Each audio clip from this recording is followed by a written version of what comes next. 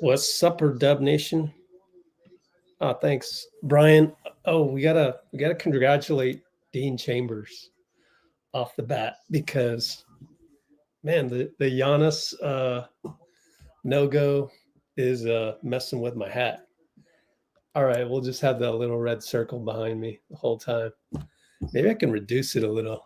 I don't know. Does that look funny? Maybe it looks funny. Who cares?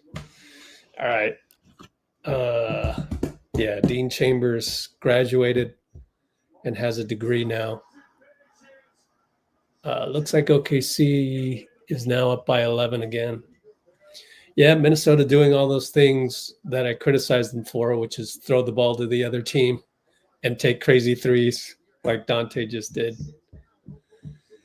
I am watching. First of all, I had some technical difficulties. I'm down to 2 screens, but it doesn't matter because I'm not needing to take copious notes tonight.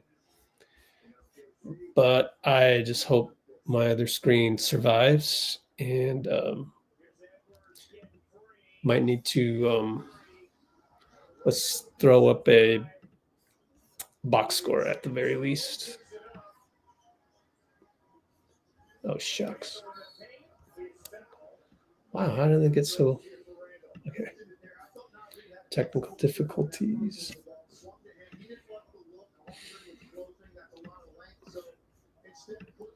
Okay, let's try and set this up. Man, I'm going to have to send these screens back. This is disappointing. Let's see. History. Hang tight.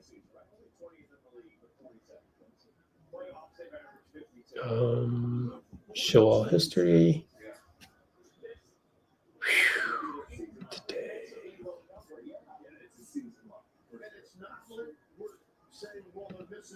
Huh. Technical difficulties.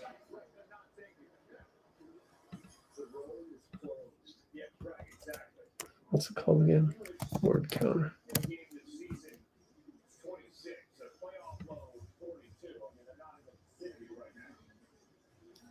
Whatever. I'm going to have to set up Google spreadsheets here. Spreadsheets.google, or let's try Gmail. Over there, and let's throw up a back screen. Get ready for some spreadsheet work later. Here's our browser, which is on the Valkyries, which I guess we'll go live tomorrow. Let's do a poll. Oh, Shea just made a hero shot. Damn. And one. Should we go live tomorrow for Valkyries? Yes or no? Just real quick. And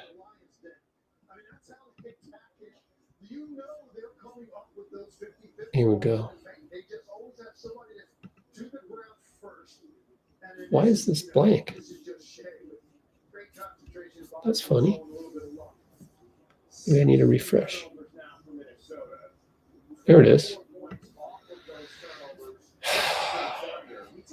Yeah, how many turnovers do they have? Why is this joke gigantic?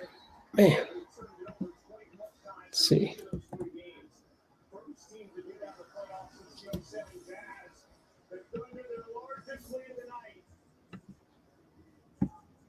Here we go. Points. Barely. Turnovers. 14 turnovers by Minnesota. 12 by OKC. 30% shooting. Ant has only 18 points, I guess.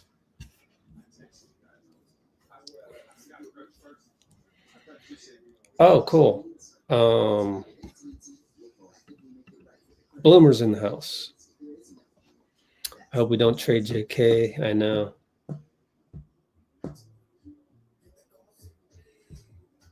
Well, we can't trade Gary because Gary's a free agent.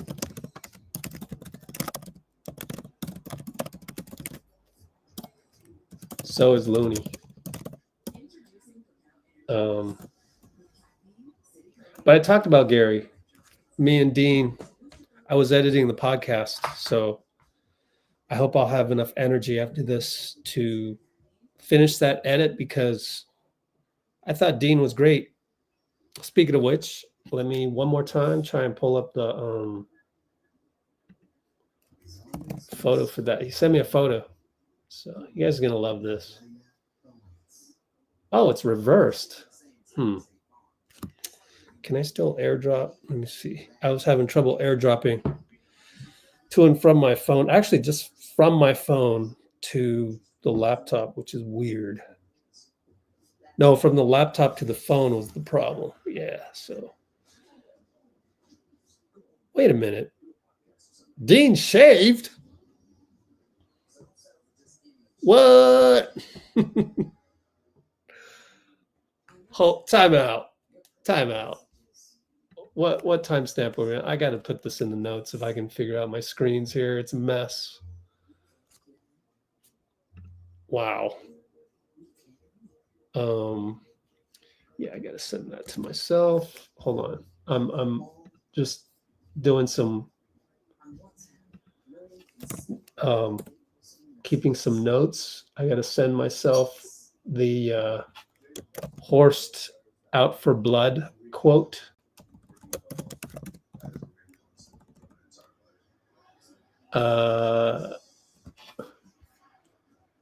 Where's the out for going to go for blood? Horst go for blood quote. Thank you, Dina Gone, for that one. Instagram post. And then, so now I can leave that one. Actually, so Dean put the link in the comments, Dina Gone. So go check that one out if you haven't. Some more little information on the Giannis situation. And then in my notes, wow. Dean Chambers shaved. What?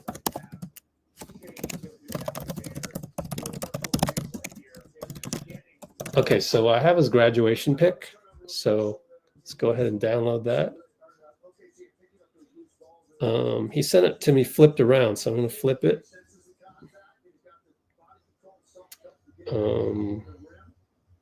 So he's out there, you know, enjoying some dinner with his parents, celebrating.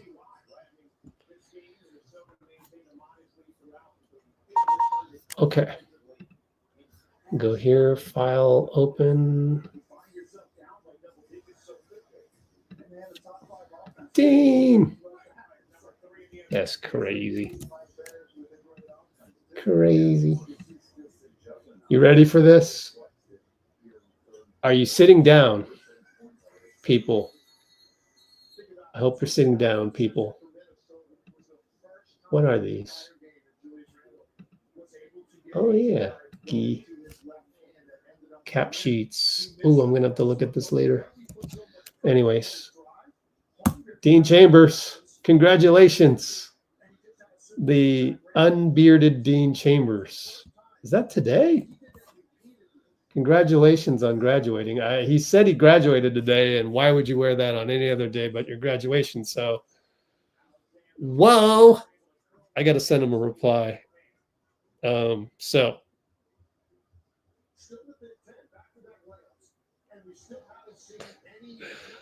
I just shared this pic on the live. Dean, congratulations.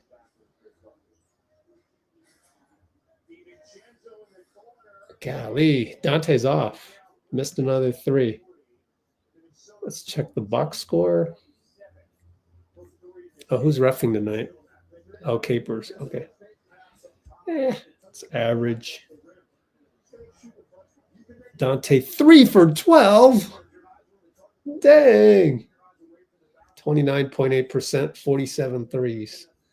OKC, 17 threes. Crazy. They're kind of like us, honestly. Minnesota. McDaniels fouled out. Oh, 6 fouls. Yeah, he got no chance now. Yeah, I fouled the heck out of him.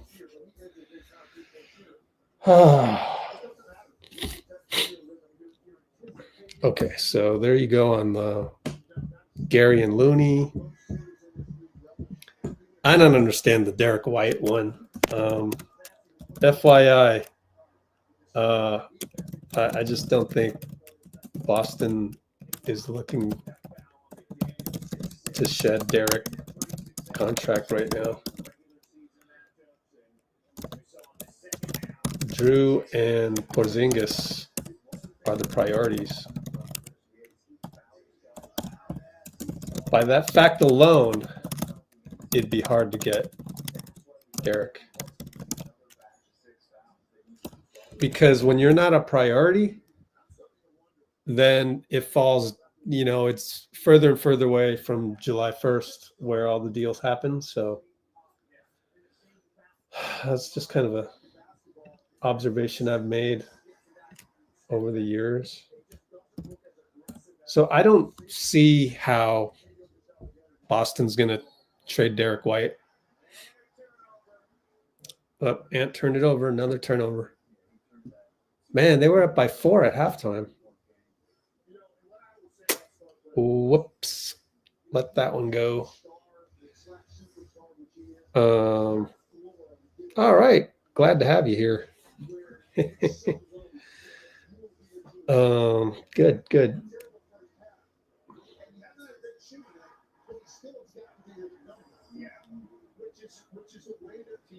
Thanks for this, by the way. There's no better feeling to go on a live and then see that comment. So appreciate that.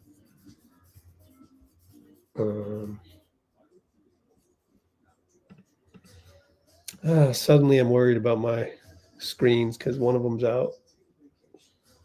Sucks. Just another to-do on my list of to-dos. Am I caught up on the comments? Let's see. Oh, yeah. Derek White. Yeah.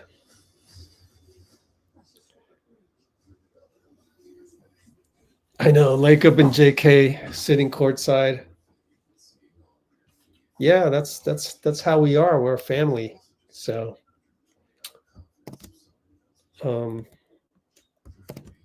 excuse me. Joe's done a great job of making it feel like a family here in the Bay. So you really feel like part of the family, and JK's, I guess a brother. I want to say nephew, maybe. I don't know. Yeah. As a fan, do you feel like JK's more of a brother or nephew? I'm just curious. All right, we'll go live tomorrow then. Valkyries. I'll try and get the separate channel set up. Those are cool stats. 14 votes, 78%. Cool stats. I should do a better job of telling people how awesome our live streams are. So, got a timeout in the game, by the way. Wolves are going down. What was I going to do? Oh, yeah. Write some notes. Okay.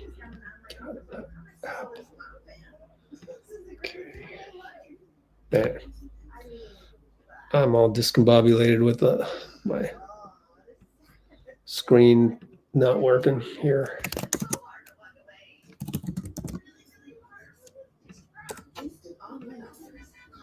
So what was the poll I was going to do? Oh, yeah.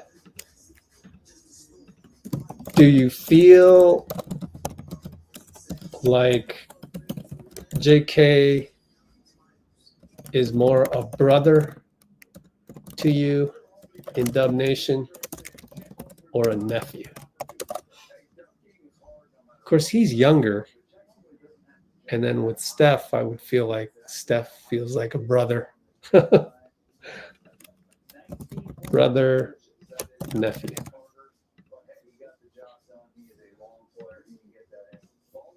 I don't know. Just a useless poll. Cole Anthony. See, all these guys, they're so small, man. Like I said earlier. What is Cole Anthony's salary? Why do I look for that here? This window. Oh, cap sheets. All right, fine. Maybe this. Okay, yeah. Hoops hype. Go to Orlando.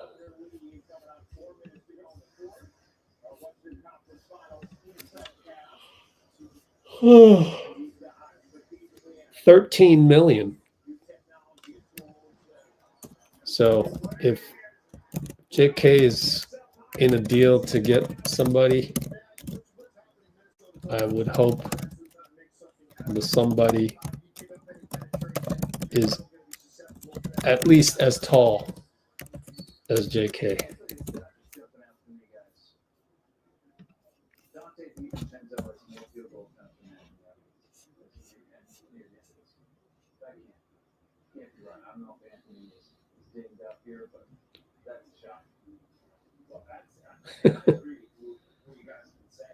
Brunette. Oh, is Dubs in here? No, Dubs not here. Okay. So there's your Cole Anthony salary. 13 million. So you would need JK in the deal. By the way, JK it would be 50% of his salary counts for the sign-in trade. So that kind of sucks, which is why I need to do the spreadsheet. We're going to do the spreadsheet. Oh, there he is. Dubs in the house. Yeah.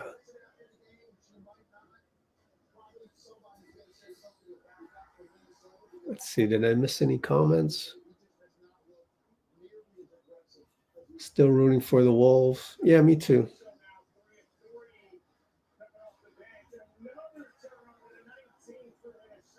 19 turnovers. Yikes. Okay.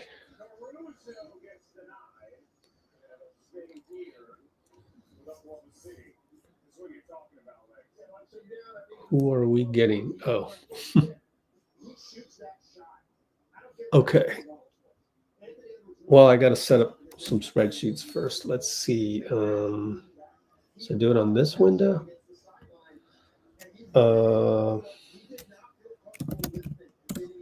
Switch windows real quick.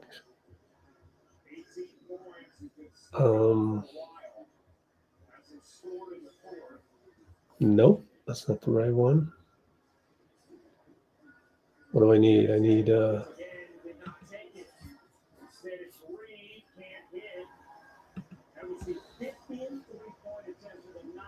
okay. Set up my spreadsheets. Spreadsheets.google. Is it spreadsheets or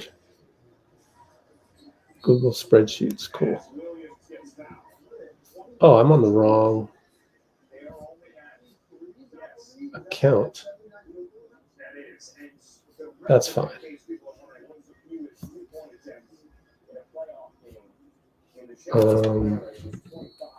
Let's change it to NBA up close.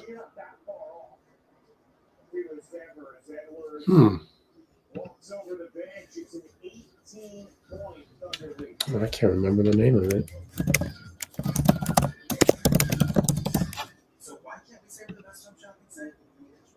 Oh, there it is. Worked.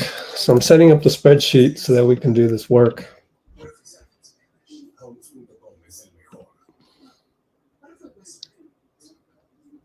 Add a recovery phone. No.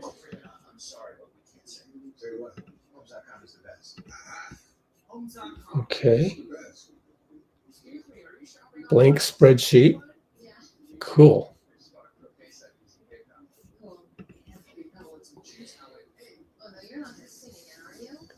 Okay, we're gonna have to jump around some windows to do this. Unless I can log in here. Let's see.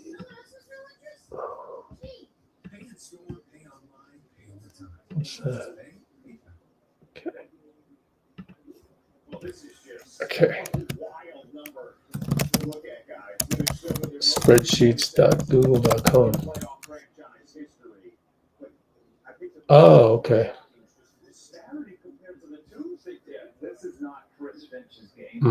Yeah, I don't want that. Okay, so we're going to have to copy all of this stuff. Can I do that? What? Don't make me just...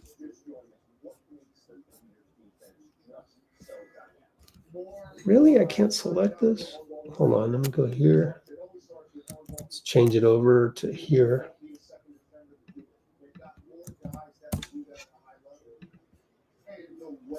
Let's see. Oh, I can't copy that. Shut up. I really can't download this.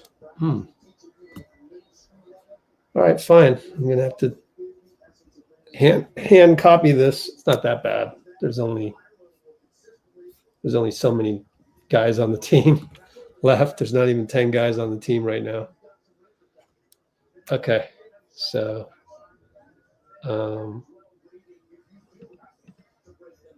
Pinky's in the house. Let's see. Joe really likes JK. Oh, yeah, sure.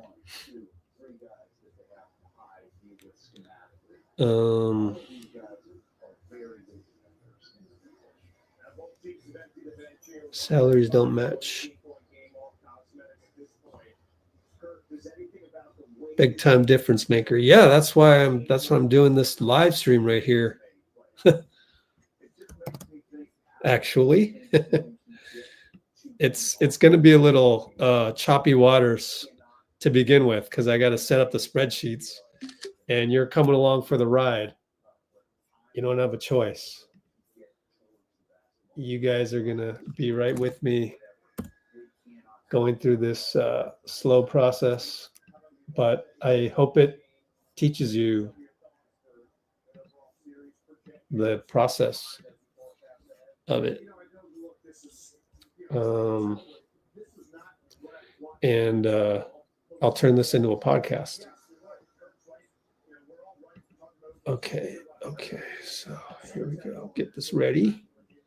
Google Sheets. Okay, we don't need that unless we need to make another spreadsheet. Okay.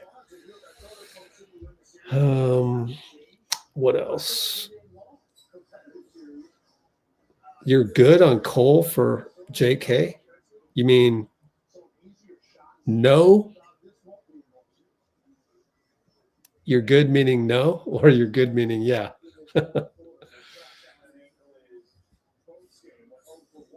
I just don't want to get anybody smaller than 6'7" for JK.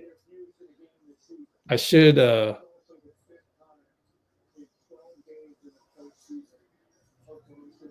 least we're not the Nuggets or like the Suns or actually the Celtics. They're in the second apron.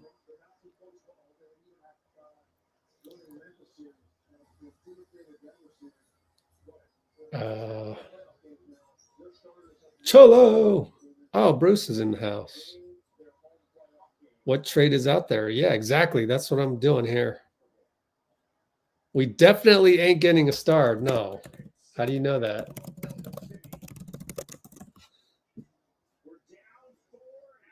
Any chance we can get Steven Adams? Probably not.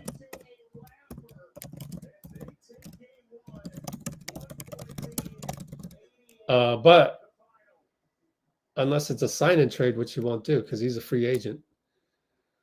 His $12 million salary, previous salary. We can't really get, big free agents. unless they sign and trade. And even with, I don't want to get a sign and trade guy because then you're capped at the first apron.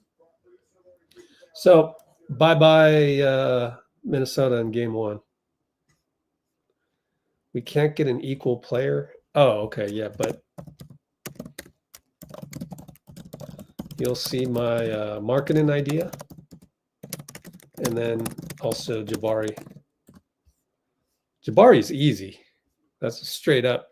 They're about the same salary in terms of 50%. Okay, so if you still consider him a star, what?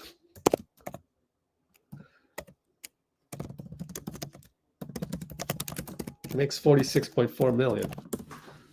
So, yeah, that's the problem with Gafford, huh?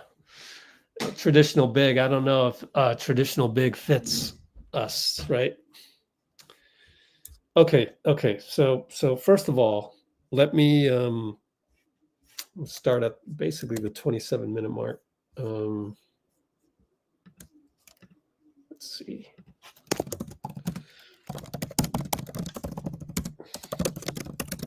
Okay. Check the Discord. I'll just show it to you since it's still not ready to go live yet. I've still been busy since the season ended, strangely enough. Oh, wow, they're going to go to MMA? Man, it's tough. Can't have that distraction in the back. So I want to go to, we have a section called Dunleavy, and maybe it's in salary cap.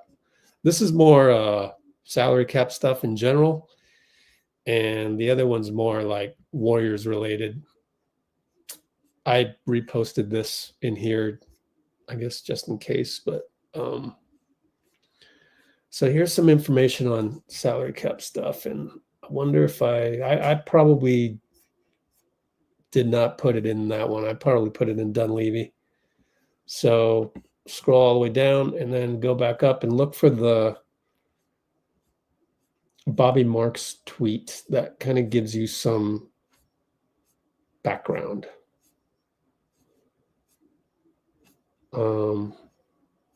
Yeah, here we go. So this is the Bobby Marks tweet. Oh, there are 4 options. I copied because Discord only previews that much of it. So the 4th one got truncated. So by June 29th, we'll give him the 7.9 qualifying offer, which he can just take the qualifying offer and become a unrestricted free agent. That part, no, that's not happening because that's too risky.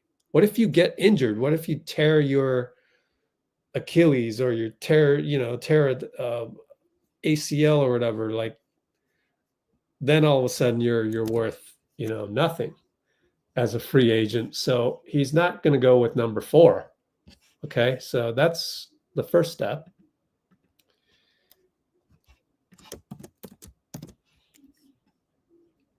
Okay. 1, 2, 3.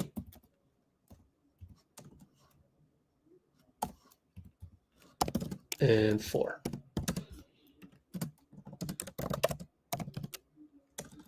Okay, so I said this will not happen. Number 4 will not happen. Too risky. Now, I'm going to assume, based on the information that I have, it comes from Jonathan's camp. Jonathan will not stay with the Warriors. That is the information that we have as of today from Kuminga's camp. So let's put that down. JK camp info does not want to be a Warrior anymore. Okay. So then it's a sign-in trade. And so 50% of his salary counts as outgoing salary. That's going to make it more difficult. But that's why we're here doing the spreadsheet work. The other thing is if Brooklyn comes in and offers, whatever, he can sign that and say bye-bye, and that's it. But maybe Joe Lacob can go, wait, hold on. You don't have to go to Brooklyn, and you have to, just hold on. What we can do is first of all, we can match it, and then you'd have to stay on our team, but you don't want to stay on the team. So let's work together, and let me find you a destination that makes sense. Like I said, the Jabari Smith Houston one, I think that's a good one that works for both sides, even Houston, even Jabari. But before we go there, let's try Lauri. Let's try Lauri Markkanen. And to do that, I'm going to need some spreadsheets. So I'm going to switch the window to show my spreadsheet. Okay, so switching to this, and you're just going to see me work on this one by one. Wardell. Oh, man, I got to type these in. I literally can't copy these. Man, okay, fine. Well, let's go up to the top. 1, 2, 3, 4, 5, 6 is right there. So let's go Steph, Jimmy, Draymond, Moses, Buddy. Steph, Jimmy, Dre, Mo, Buddy. Buttard. BP, Trace, Gee, Quentin. BP, Trace, QP, no, Gee, QP, and we have, we got to fill 1, 2, 3, 4, 5 slots, including JK. So let's just do, well, this is annoying. Let's just do, let's go like this and go JK right here in parentheses. And this will be 11th spot, 12th spot, 13th spot, 14th spot. All of these have to add up to equal, under the second apron.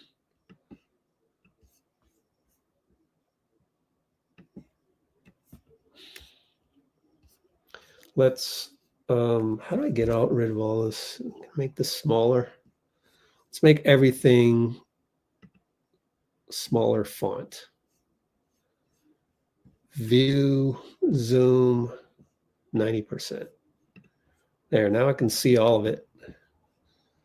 Okay, salaries. Oh, man, now I got to do the hard part, which is type them in one by one. 59, 606, 817. 59, 606, 817. Let's change this to what? Number accounting. I like accounting, but it has decimal points, so I don't like that. Format, number. All right, we can just go number. Currency rounded. There we go. Still don't like that, but okay. And 54, 126, 450. Let me know if I type anything wrong. Draymond is 25, 892, 857. I guess I should have done this earlier, but oh well. Moses, 11, 574, 075. 9, 219, 512. 592, was it? No, 512.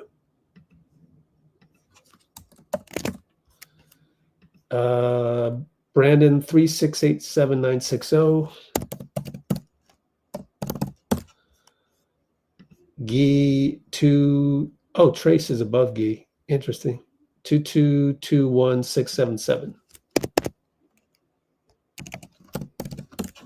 2211677. No, 2221677. That's the same for Guy. And QP is 1955378. Actually, I'll need this to be even smaller. Hold on. There's too much crap up here. How do I get rid of this? Bookmarks, toolbar, never show. There we go. Let's just go with 14 guys and sum of B1 to 14. 170 million.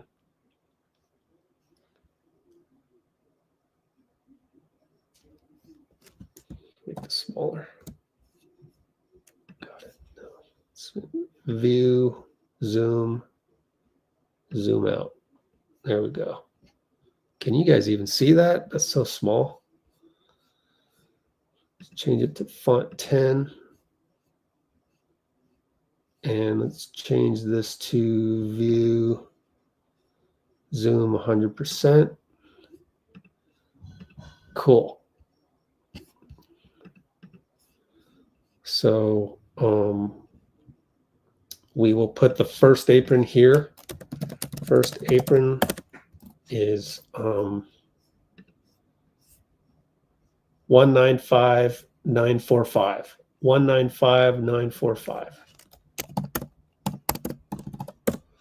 So we're 25 million under the first apron, as you can see, without JK. And let's just leave it like that because no, let's put the second apron.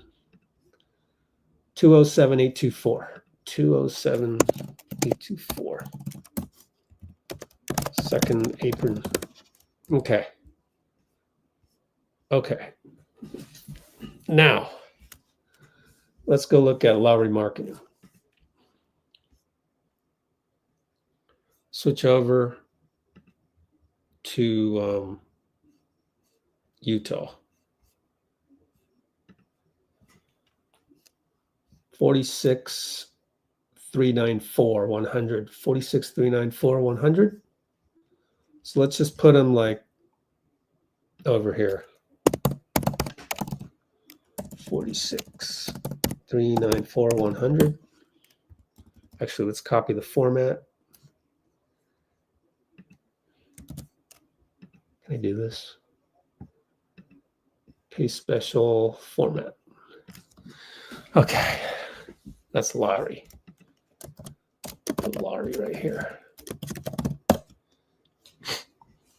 Now, we need to be, the total salaries that we send out have to be within that plus 125%.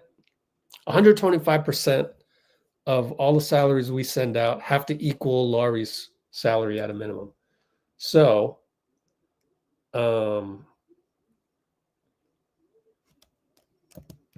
minimum send out is this divided by 125, right?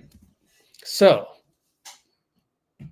you take the total of the salaries you're sending to get Lauri times 125% has to equal Lauri.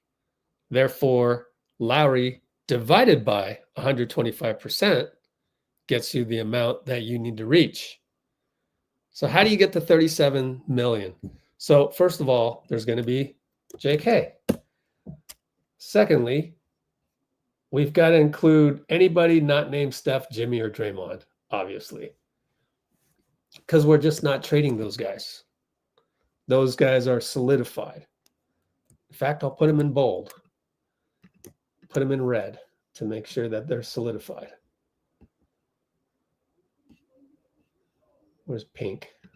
Everybody in agreement on that? We're not trading these guys. So those guys are solid. So honestly, we have to trade JK, whatever it is.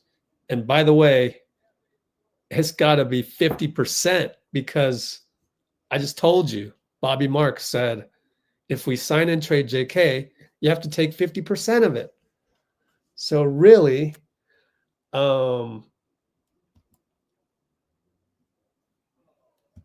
let's just put where do we put this? Here we go. Actual salary. Actual JK salary is in this field. So we type it in here. Do that. Whoops. I already know the answer because I did the math. But anyways, Moses, sorry, dude, but we have to trade you. So we copy this value. And Buddy, sorry, dude, you have to trade you to get Lauri because your salary is needed for this to work. And so we can go JK working backwards. JK, what do I call this? Mathematical, the mathematical value. Let's call it via math so it fits. This has to equal this, no, this large number minus Moses minus Buddy. So 50% has got to be that, meaning his salary needs to be double this. So equals that times 2. So his salary is going to need to be $32.6 million for this to work. Ding, ding, ding. That's the first thing that we just found out. And I should probably blow that up a little bit for you guys so you can see it. So that is what we need to do. We need to sign JK at 32.6, trade him with Moses and Buddy to Utah for Lauri. Of course, it takes draft picks to do that. And I think Utah would require all 4 draft picks. The 4th one being, I mean, the 2031 Washington has as long as it's 21st through 30th. If that does not convey, they get a 2nd rounder. Now, if it's 1 through 20, we can trade that. So Utah will want that because we're getting Lauri. Now, we have to make sure that when we get Lauri on the squad, that it still works out. Okay. So why don't I make this a little bit skinnier? And let's just go here and copy our team. This is our team. Do that all over again. And now is the team. This is what we're doing with Lauri on it. So there's no more Mo. There's no more Buddy. Luckily, we can keep BP. Maybe. We got to make sure it adds up. JK's gone, so this is 10th spot. And let's just put Lauri in right here, I guess, because we've got these 3 guys locked. So Lauri's going to make 46. Actually, these should all be mathematically tied, so just do that.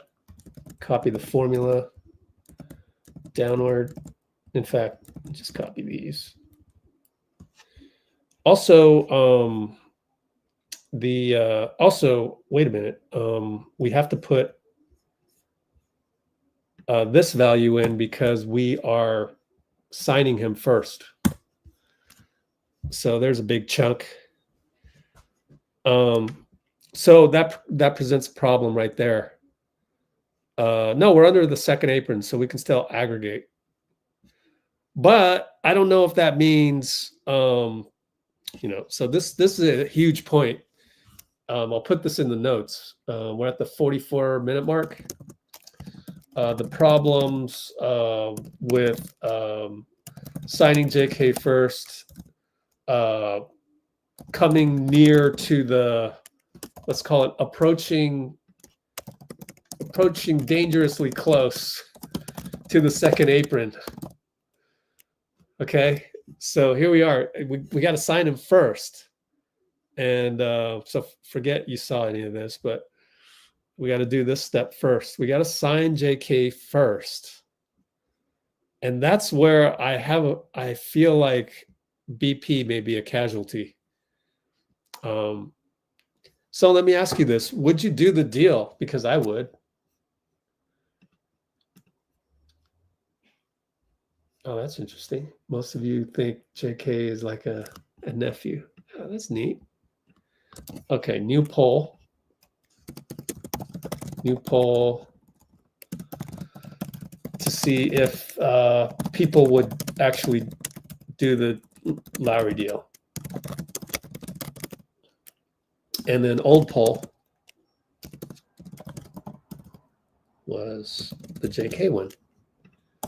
Okay, so let's do a new poll.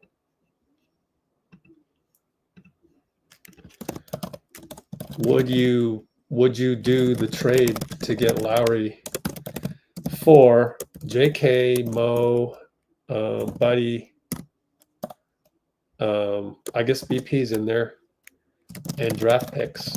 Now, remember, I'm doing this because this is the biggest star I can go and try to get that will vastly improve the team. I mean, look at this lineup, right? Steph, Jimmy, Dre, Lauri. That's unbelievable. Okay, so I want you to remember that. Remember this is as pie in the sky, but realistic. Like, this is different than, Giannis, right? This is what we do on Let's Go Warriors. It's not like, oh, yeah, let's go get Giannis, and then it's a bunch of memes with Giannis in a Warriors jersey. Like we don't do content like that. We do content that is like, what can we realistically do? Let's put our shoes as best as we can. Let's put our feet, not our shoes. Let's put our feet. Let's put ourselves in the shoes of Mike Dunleavy and John Phelps and all the, his whole staff. So this is a pie in the sky for the highest possible realistic target. Now, there are some caveats, and maybe I should go read your comments and then go into it. But the caveats are, I actually, first of all, this back of the napkin analysis was confirmed as looks good by Keith Smith. You guys know Keith Smith, right? So a salary cap expert answered my email. I proposed this very thing, except this part where we're trying to get, under the second apron and all that, because I'm not quite sure we can do that with these 4 spots. In any case, we'll go through the process, and maybe we determined that we were this close to actually making it mathematically possible to get Lauri, and we found out we couldn't. In any case, so one, Keith Smith said, your idea has merit. Secondly, I checked with Jake of the Monty Show, and he would do this deal. So they're Utah Jazz radio station, fan radio station. And they would do this deal, except that he just has a feeling that Utah doesn't know what it's doing. The Jazz don't know. They don't have a plan. He's said this for a whole year now, more than a year. Even last year when the Lauri thing came and went, and it's like, I don't know what Ainge and the owner's doing. And really it's the owner that has the new hockey franchise, and he's put the hockey franchise as higher priority and all of that. So Jake of the Monty Show says there would need to be a third team. Okay. He loves getting all the draft picks, but there would be a third team, probably because of JK. They probably don't want JK, but that's fine. Like, as long as the deal can happen. So that's my question to you. Would you do the trade to get Lauri? I mean, Lauri is Lauri. I mean, do I really need to say it, right? 7 foot, can shoot, stumbles out of bed, gets 10 rebounds. Literally, go look at any box score, like instantly 8, 9 rebounds. And on this squad, I think he will improve because we'll run sets for him. Like he could do pick and roll with Draymond. Isn't that crazy? So like the footwork is way better than Quentin Post, right? So like don't sell Lauri short. And if you think I'm putting Lauri on too high of a pedestal, let me know. But like, I mean, the guy has all the physical attributes, seems like a smart guy, and you can very much picture him in a Steve Kerr system with Steph and Draymond. All right, so that's why I'm doing this poll. Would you do this deal at all? So I'm just simple. Now, I got to do the homework right here, which I'm doing with you guys.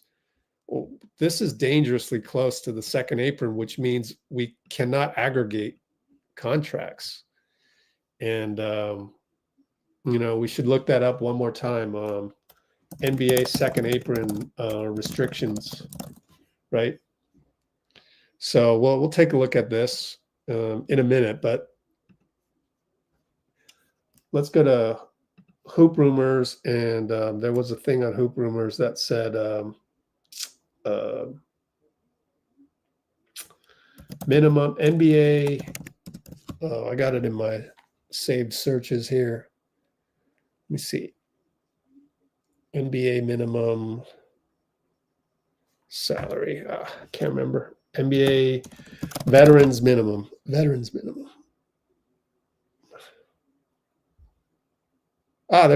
NBA minimum veterans cap hold. Veterans minimum cap hold. 2025, 26. Not 27, 26. 1.27 million. There we go. Actually, it's here. Incomplete roster charge. 1.272870. So we have an incomplete roster, so we've got to put that value in here. Boom, boom, boom, boom. We're barely over the second apron. That's why BP might have to go. You guys don't want to do the deal. Why? I don't get it. 16 votes. Now chat wants Jabari. Well, that's the next one I'm going to look at. So how many games did he play? They tanked.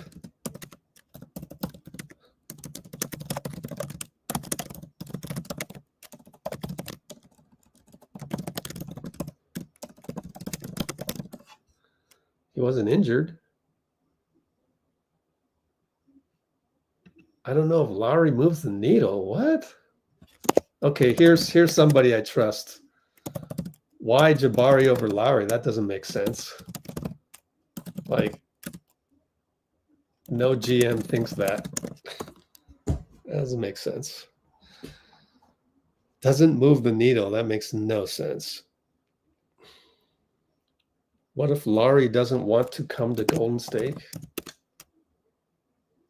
What if he does? I guess we are answering comments that I haven't gotten to in a while. So answering comments. Wow, you guys really think Jabari's better than Lauri? That makes no sense to me.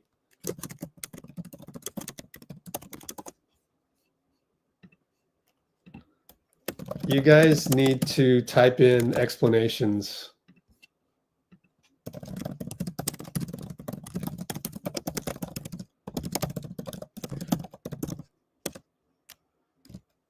You're basically voting Jabari is better than Lauri, which I would have left off with Jabari if that was true, but anyway. Jabari is cheaper. Who cares? Oh, you mean cheaper in terms of not losing Moses Buddy pods? Is that what you mean? Oh, okay, yeah. Kimbo says, I think they might mean Jabari is more realistic without having to gut the roster.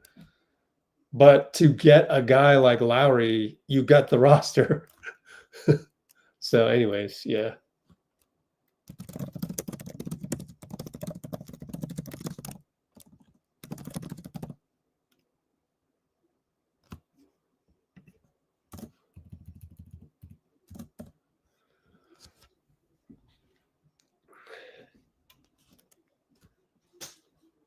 Houston won't trade Jabari to Dubs.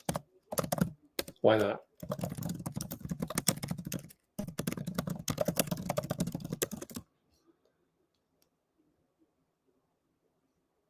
JK would never sign an offer sheet with Utah. He gets to spread his wings, number one. And I just said that Jacob, the Monty Show, would reroute JK.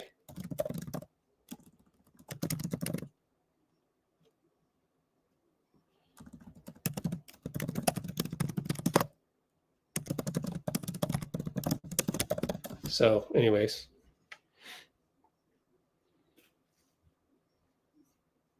KD is a known quantity. Lauri is not really. You'd rather have how old is he? 37-year-old KD than Lauri? How old is Lauri? In any case, I'm still gonna finish the spreadsheet in a minute. But 27. Wow. How old is KD? Kevin Durant. 36. What?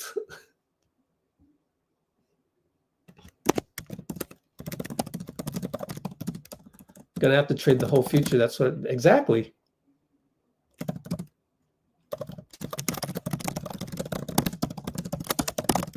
He is the future.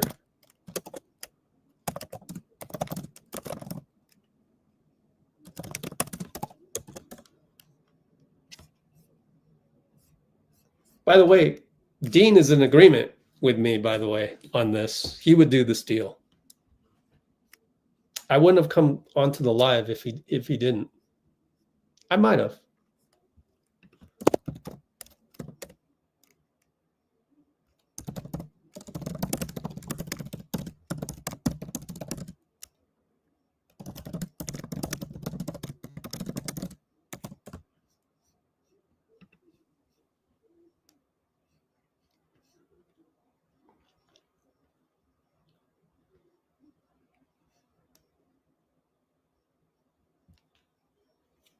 Cheap replacements. Yep. We had to do that when KD came here.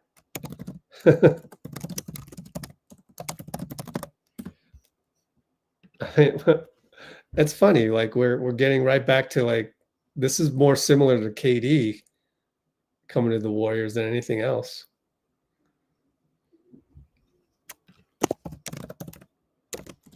Lauri has no track record. Yeah, so who has a track record?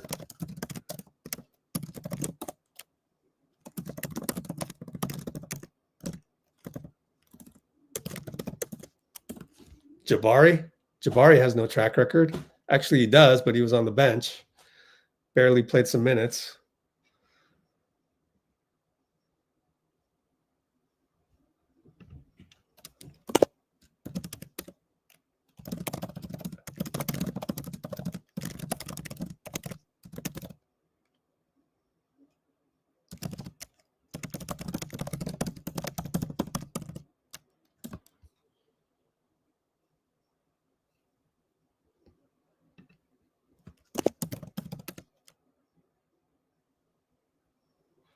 Whatever upper tier guy you get, i.e. 7 feet. 7 feet with talent, you have to pay up. So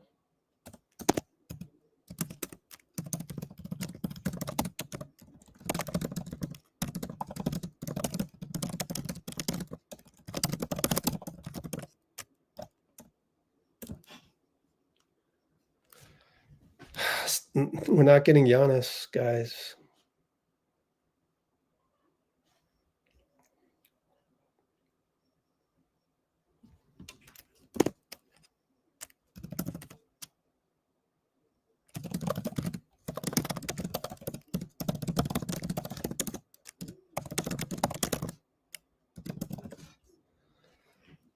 I'm not trading JK for anybody smaller than JK. I just can't do it. And don't go Derek White, because we're not getting Derek White either. Like, Boston's not trading Derek White.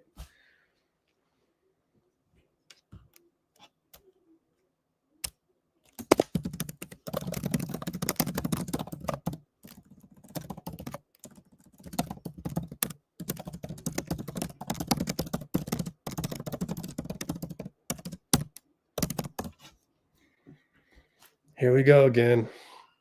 We're devolving into the same old, same old. It's just social media and 200 characters.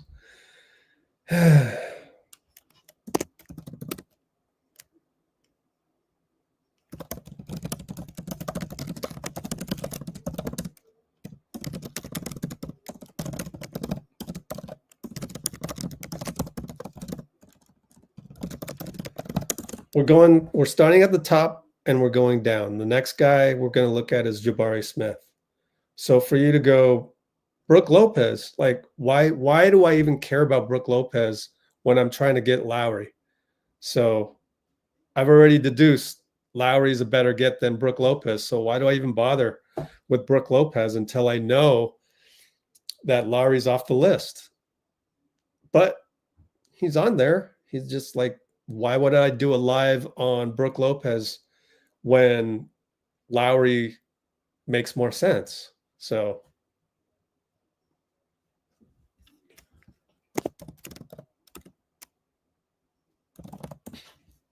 all right, let's do it. Okay. Wow. I'd love to see this. Who here thinks Brook Lopez? Can I do greater than signs?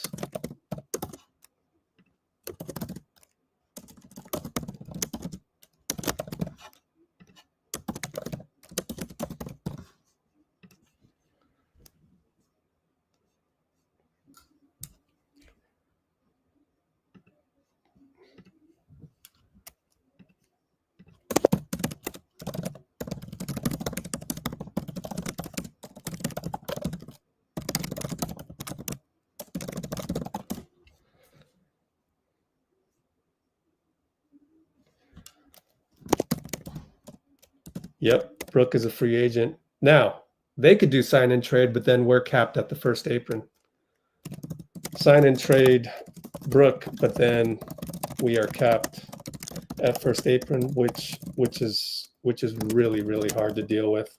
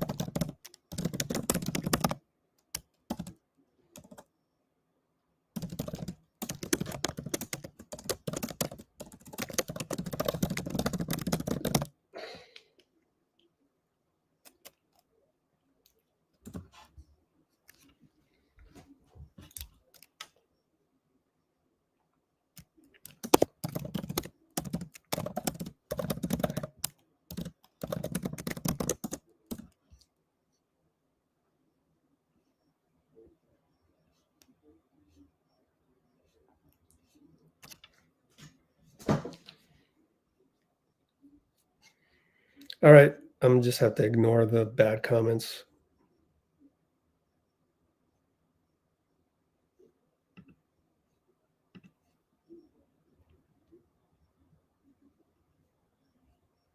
This guy is saying 7 feet, he becomes a liability, and then you just said Brooke Lopez.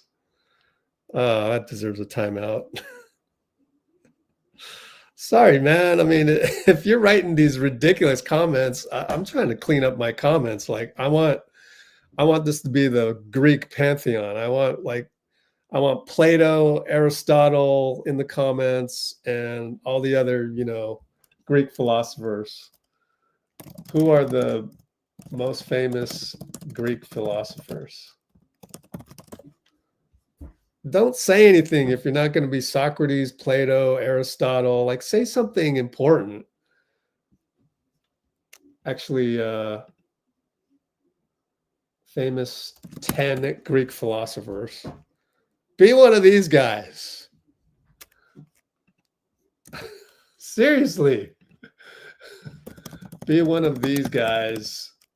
Otherwise, don't comment. Oh, man. Oh, that link is ridiculous. There.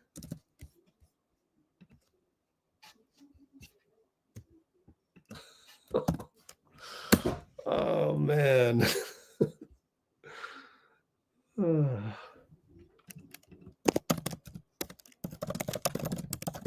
So my issue isn't whether or not Brooke can fit in the system. Okay. It's if he can fit better than Lauri.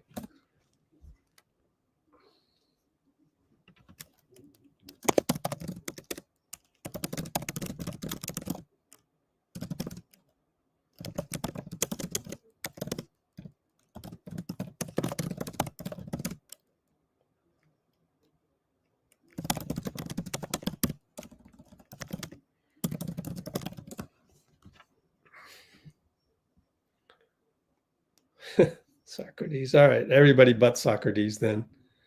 Pythagoras. Be Pythagoras.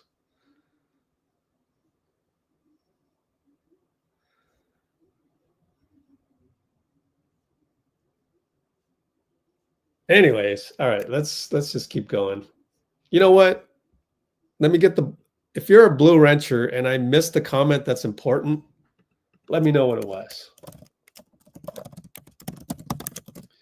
If I missed a comment that's important, then let me know what it was. I still haven't decided whether or not this deal can even happen yet. So let's go back to here. 1.2 gets over the second apron. So I think BP has to be in the deal. So let's just say BP's in the deal. I'd still do it, and so would Dean. But I get it. If people, including BP, that's just way too much or what have you. Oh, wait a minute. That doesn't matter. What you have to do actually is you'd have to trade one of these guys first. So you'd have to trade I'd still do it because I think you're not going to be able to how many. Here's another thing for the Lauri detractors. For the Lauri detractors, who in the draft has specs like Lauri? How are you going to get a guy who's 7 feet that can shoot, falls out of bed, gets 8-9 rebounds? The only question of Lauri should be, does he have killer instinct or not? And as we've seen, you don't need killer instinct to be on the floor with Steph. We've seen that. We've seen Buddy rise to the occasion. We've seen BP rise to the occasion. We've seen Moses rise to the occasion. It's very fun to play with Steph. So I don't know. I haven't heard a single argument out there that makes me want to change my mind. Like from one Greek philosopher to you, if I'm Democritus and you're Diogenes, Did I pronounce that right? Convince me to change my mind on Lauri. Because you're talking about a 7-foot versatile guy. He can run pick and roll with Draymond. But anyway.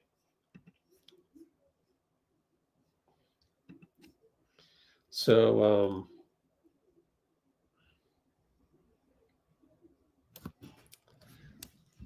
I lost track of what I was keeping track of. Okay.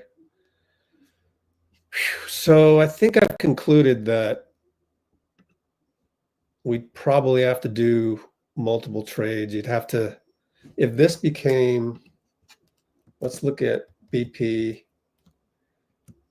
So yeah, maybe if we are over second apron with JK before sign and trade, in other words, the sign part of it, then maybe need to deal BP away for peanuts for a vet min to get under. Let's scroll down and see. Yep, we're under. So you trade BP first. BP traded. And get under the second apron. Let's review what the second apron restrictions are. Teams cannot aggregate salaries when trading players. So there you go. Yeah, I remember that part. And we're obviously aggregating. Anyways, so I think that's the cost of getting Lauri is you're essentially trading, you are like gutting the team, although you're still keeping QP, TJD, and Gee. But you are losing 1, 2, 3, 4 guys for one. But I would still do it because I think Lauri is that transformational of type of player, especially next to Steph. And then as Steph gets older, comes off the bench, even Draymond, like to me, it fits a whole lot better than just keeping JK, for example. So anyways, that's my Lauri analysis. So I think we're done there. Now we should take a look at Jabari, which should be way simpler. Blank spreadsheet, or maybe I should copy that one. File, make a copy. Let's go Jabari. This one should be super easy. Okay. Who are the players to surround? There's a good question. All right. Who are the players to surround Steph, Jimmy, Dre if we get Lauri? I mean, like, it's kind of the same question as who to surround Steph, Clay, and Dre when we got KD. And then you're going to go, oh, but Lauri's not KD. It's like nobody's KD in 2016. This is as close as you're going to get. Like, look at Mikail Bridges. They had 4 first rounders for Mikail to improve the team with a difference maker like that, who has a 7'3" wingspan type deal, or 7'2", 7'1" wingspan, whatever it may be. Well, you got to pay up, and these are the guys you pay up for.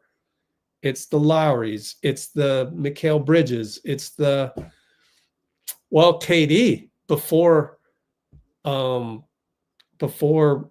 making the playoffs. Now his contract is lower, but how much did they spend to get KD on Phoenix, right?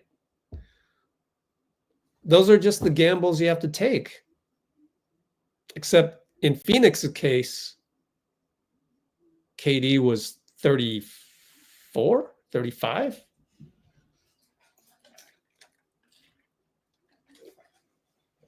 Lauri's only 27. So keep that in mind.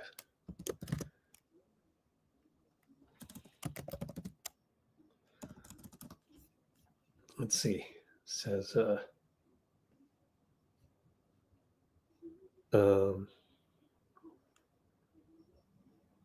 thanks, guys. Don't even know what's happening, but thanks.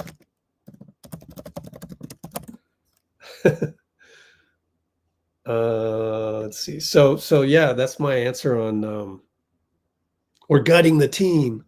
Like, we gutted the team when KD was here. Actually, we didn't. We still had Andre and Sean off the bench. It's still not quite the same as Trace, Guy, and QP off the bench. I get that. But, I mean, times have changed is my answer to that.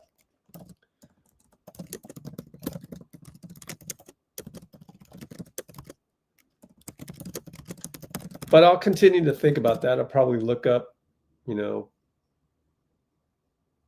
other examples. Like, I don't know.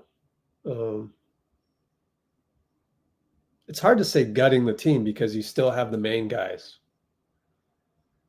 You just got to find guys that'll fit, and we don't need to find talented guys to, just got to find guys that fit at the veterans minimum. So I guess I'm just not as concerned about gutting the team because I think you can find guys.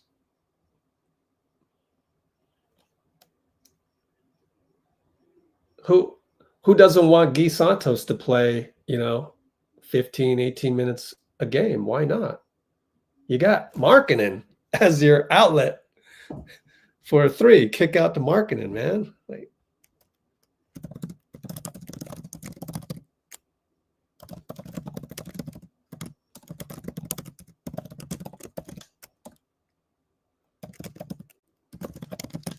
okay.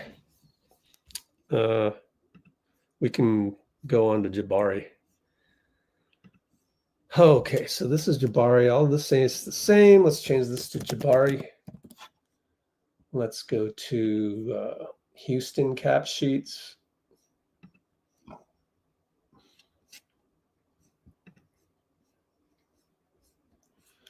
And he's at 12,350,392. 12,350,392.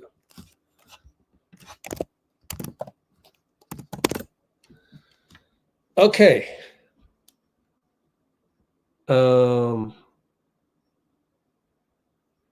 Minimum send out is 9 million. So this is 125%. Don't forget that. We only need to send out 9 million.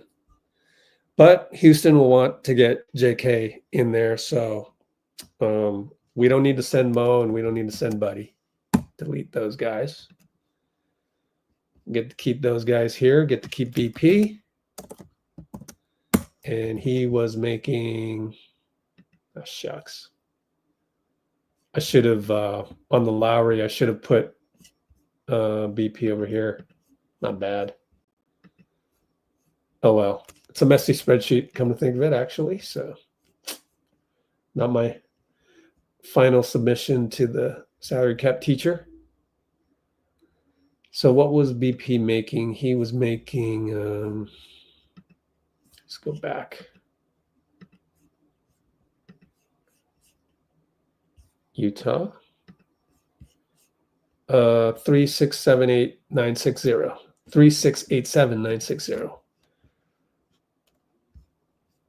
3687. 3687960. Yeah, that's cool. I'll fill this in later. 3687960. Okay. And JK will only need a 19 million. Let's just say he's going to get 30 million. Oops, 30 million.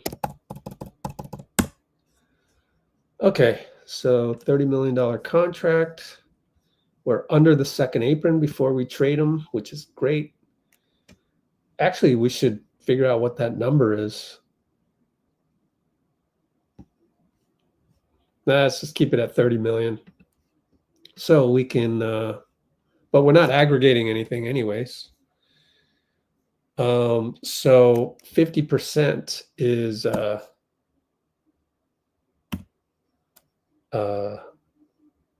I hope I did this right last time, but anyways, divided by 2. 15 million for 12 million. And I'm pretty sure they can absorb an extra 3 million. Houston.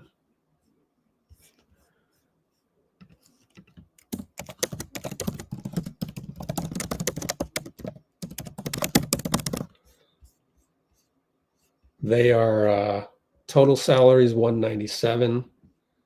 So they're past the first apron. Oh shit.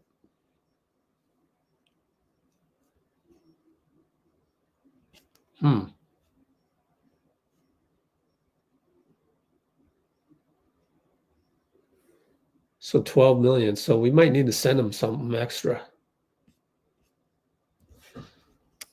Okay. Let's see.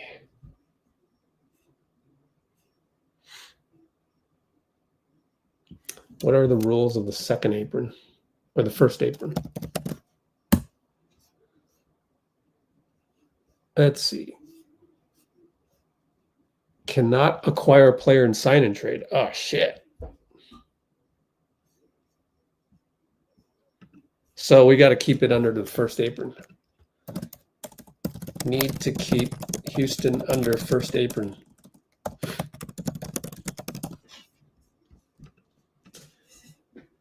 Okay.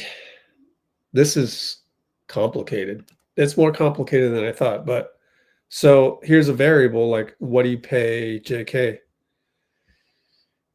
Because then it'll factor. So maybe just go below that, go 28 million.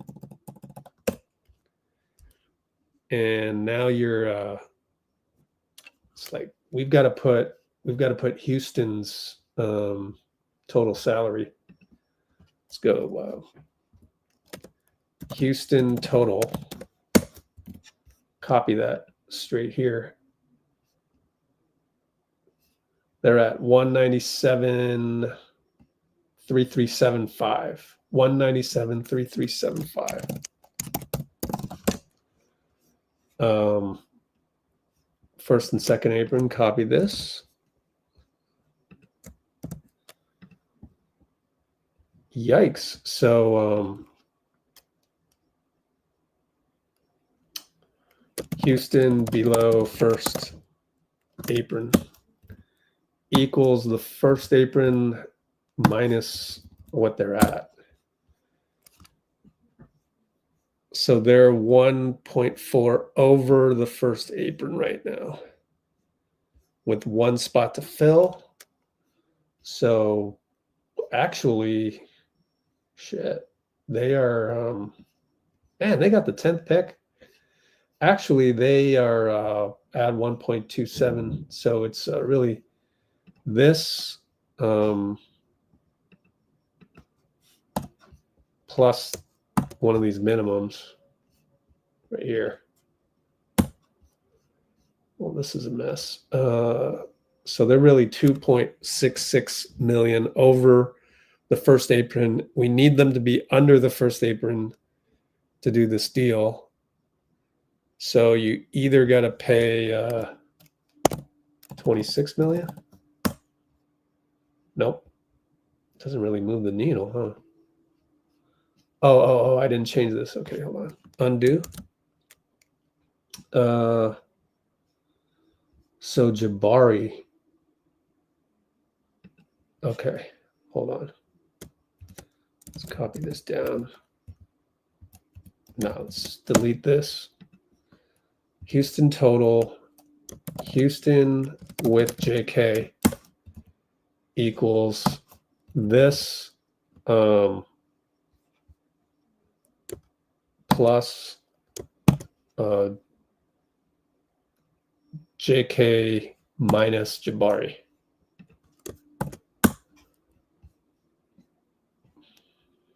Yeah.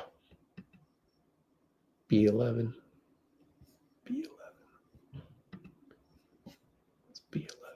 Okay, yeah. Let's do this. Added 14th slot, vet min. Okay. So with JK, 200 million. So let's see.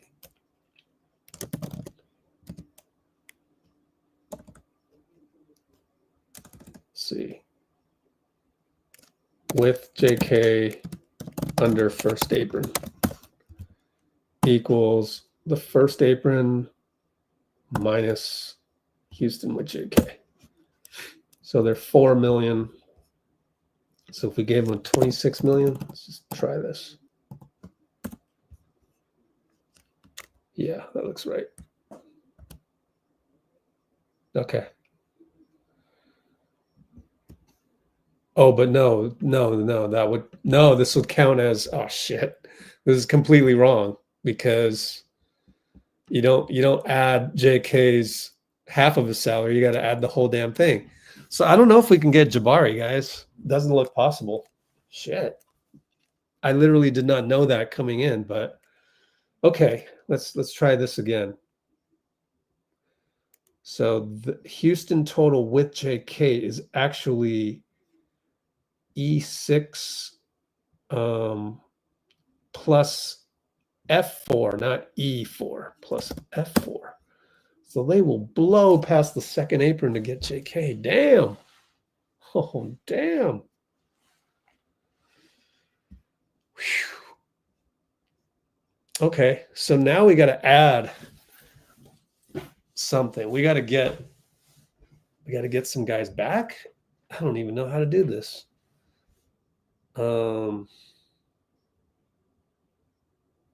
Yeah. You know what's crazy? I'm feeling like a Jabari deal is more complicated than the Lauri deal. And Lauri was pretty damn complicated. Holy smokes. The problem is the difference between Jabari and JK's salaries and the fact that you can only send out. We're signing and trading JK. Only 50% counts. Let's see. So what do we do? And they're not going to take this deal unless JK's involved. Man, that sucks. Well, golly, that really sucks.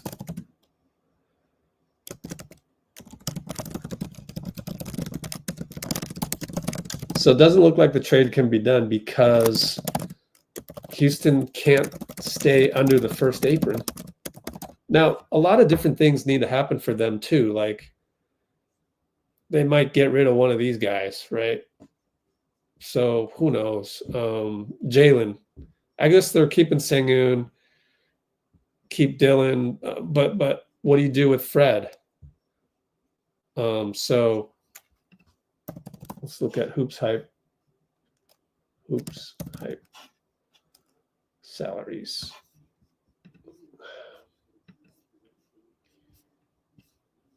Houston.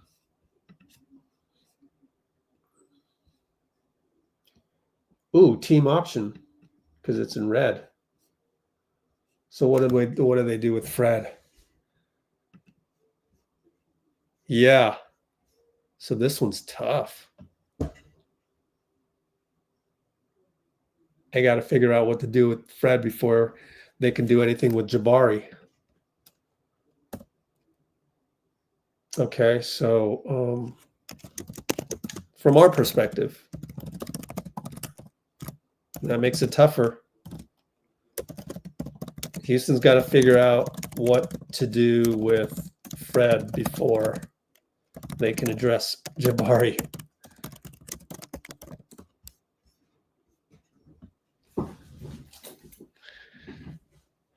Who else do they got on their roster here? Well, let's go to cap sheets, a little bit easier. It's complicated, a lot of moving pieces. Can't really be done straight up. So, yeah, I don't know. Suddenly my excitement about Jabari has waned a little bit just because it's difficult to make that deal happen, because when you send a player out, you're capping them at the first apron. That's the rule. When you're sending a sign-in trade out to Houston, Houston must be capped at the first apron. But the problem is the salary going out now. 50% works well in matching Jabari, but you're going to end up with the full amount of the salary on Houston's books. So they'll be over the first apron.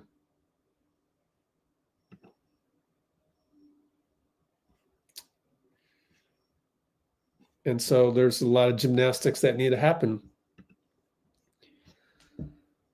If they really, really wanted JK, and like, I don't think they want him that badly. So, yeah. Sadly, I'm kind of closing the door on Jabari. I hate that, but actually, I don't hate that. I don't hate anything. I am disappointed. I am, but recalibrating so that I can get excited about other stuff. And we just talked about Brook Lopez, how that would be tough to do because he's a free agent. They would have to sign and trade to us, but then we would be capped at the first apron. And how far are we from the first apron? Let's look at Golden State.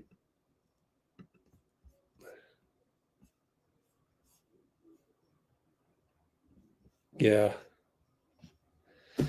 Oh man, I've almost changed my mind.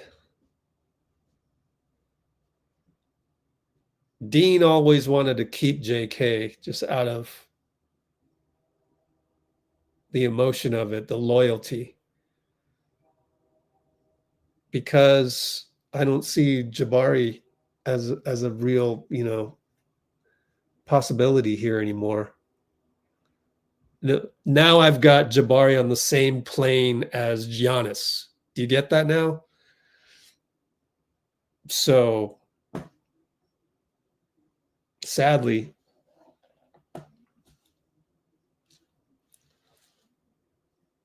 I would need to have some evidence that Houston would like to go through the gymnastics to obtain JK and send us Jabari. And I don't know, maybe day one, Houston, I don't know, they do something with Fred and it makes the possibility better. But right now, darn it. That's my conclusion. I could be wrong. I may have done some math wrong here. I don't know, but all right. I guess the next step is to go to the next guy, which I peeked and saw one of you wanting Cam Johnson. Why not? We can do that. Okay, Cam Johnson analysis. Because who else do we have?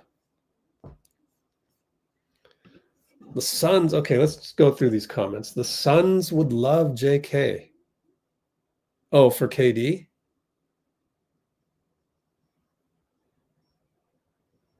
What's KD even making? Hold on. Let's do some back of the napkin stuff before we go spreadsheet. I don't even think it'll work. 54 million. That's even less attainable than what I did for Lauri. So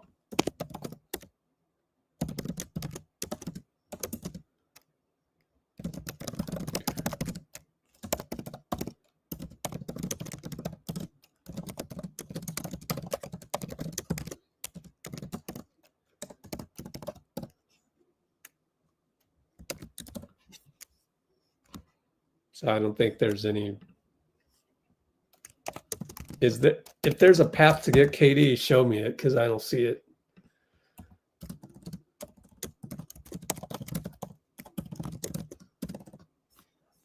I guess for somebody else, for like, who would you want? Grayson Allen? I'd rather keep JK at that point.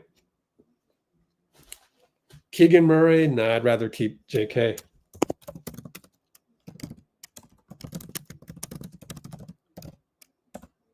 Who wants Keegan Murray? Let's do a poll.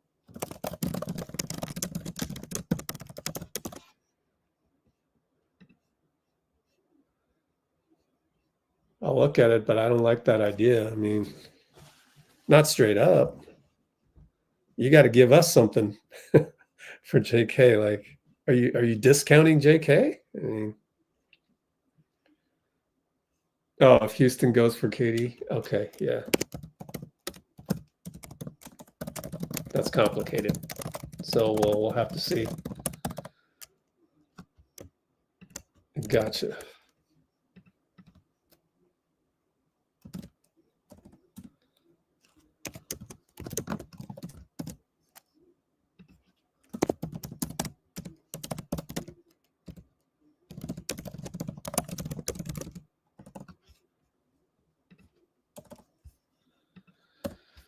Okay, what else? What other ones?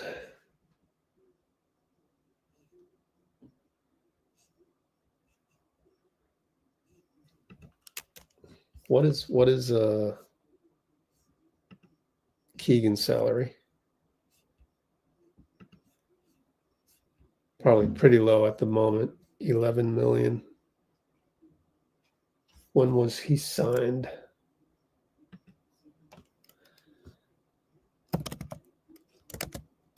Keegan Murray. 24 years old. Date joined 2022. So 223, 324, 420. Fourth year. 1 year behind JK.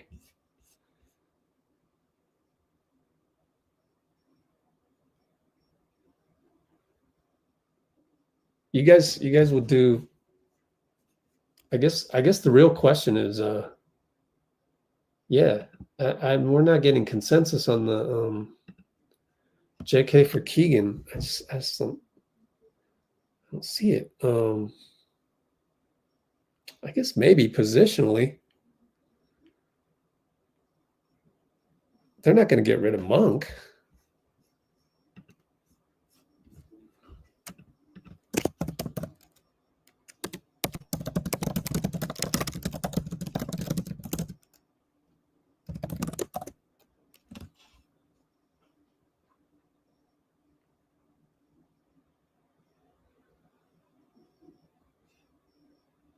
Domantas, so two guys?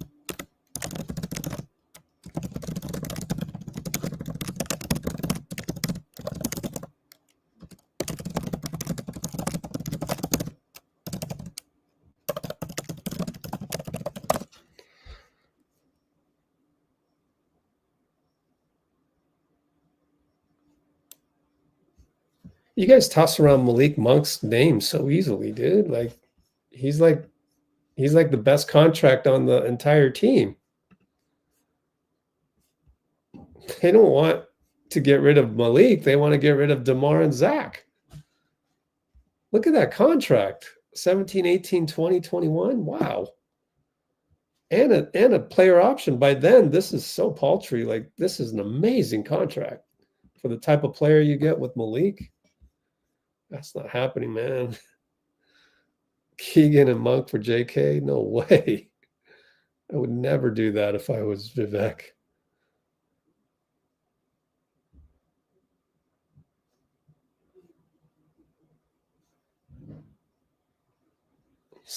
Why would you guys really want Sabonis and Draymond on the same team? That doesn't make sense.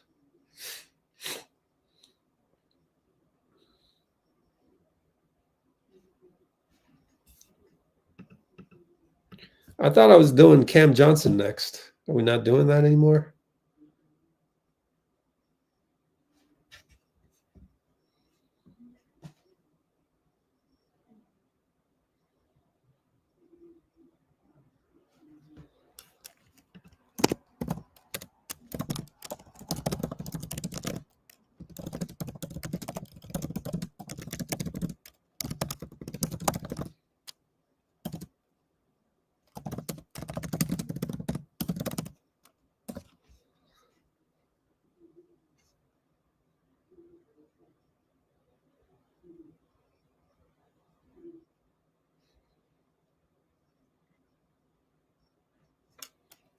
Can JK be convinced to say, yeah?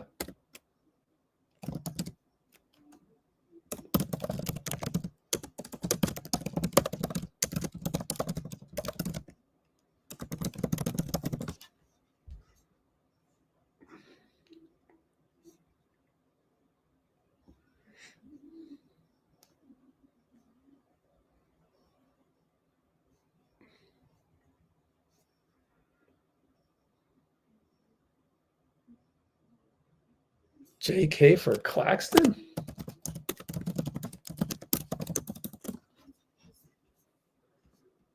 Can that even be done? So we're gonna shift the paradigm to, a better Trace Jackson Davis at 27 million? That makes no sense. Trying to get gotta get a wing back for this, for JK. Why would you get anybody like the smallest guy you should ever get for JK is like Derek White? And I don't think the Celtics are getting rid of Derek White. So that's your smallest guy.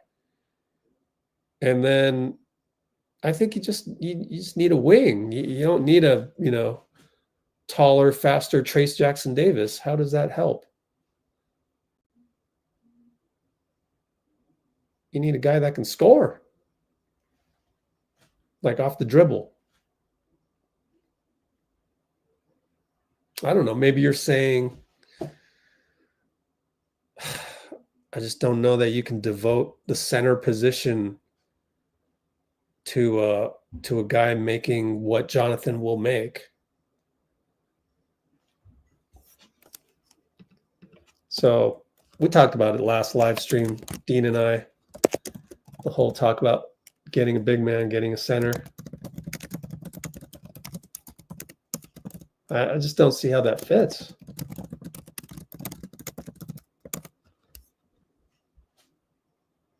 First of all, you got Jimmy.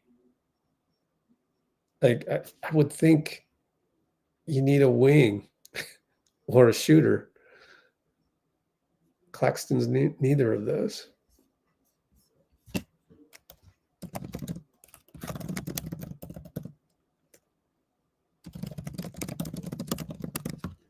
Now, Austin Reeves, I like Austin Reeves for that because it's almost like, okay, you get sort of like poor man's Clay.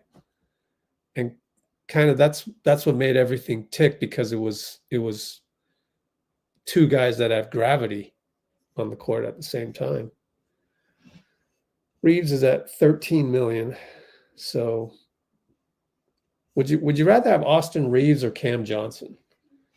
Would you rather have offense or defense?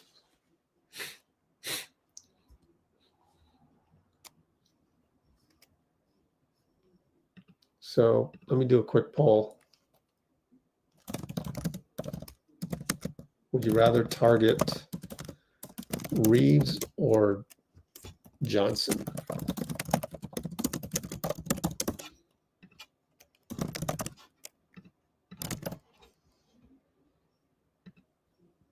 Again, this is sign and trade with JK. What were the other one?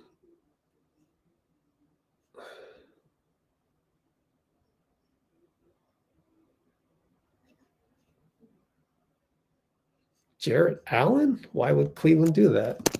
Okay. next time before you type, please ask yourself why the sending team would do the deal. They just had the best record in the NBA. Now, they got bounced in the playoffs, but Garland and Donovan were injured.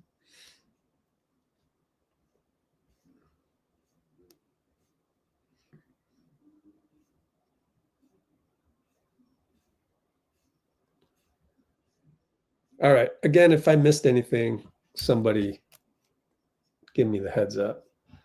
Okay. We'll change this to Reeves analysis. So here we got to go LAL total.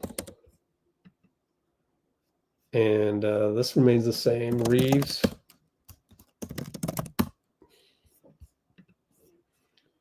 And let's punch in his value, which is 12.976. Okay, let's pull up LA.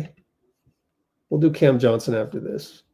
But, you know, I want to go look at guys we can get, and then the next guy, then the next guy, then the next guy. Okay, so the total is 191,588,671. 191,588,671.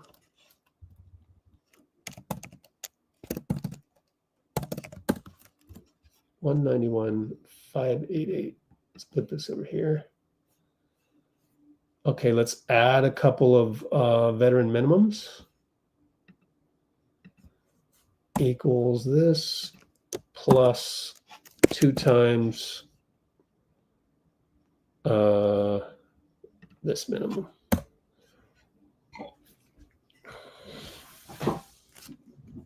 $194. Ooh, they're barely under the first apron. Man, I think LA would love to have JK, don't you think? I think he fits. LAL with JK. Here's the problem. Remember, when we sign and trade him, it's worth only half. When they receive him, they've got to be under the first apron, and yikes, they're past the second apron. So I don't know if that's possible. Oh no, it's the same problem. Of course, maybe I'm doing something wrong with all of this math. I hope so.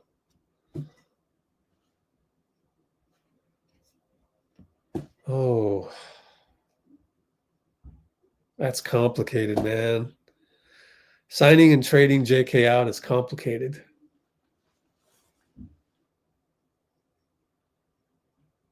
More complicated than getting Lauri. Of course, Utah probably wouldn't even want to do that.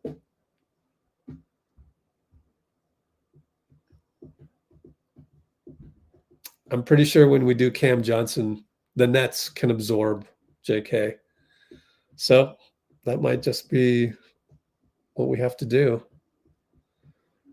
Who would they get rid of? I mean, how far below first apron must you be?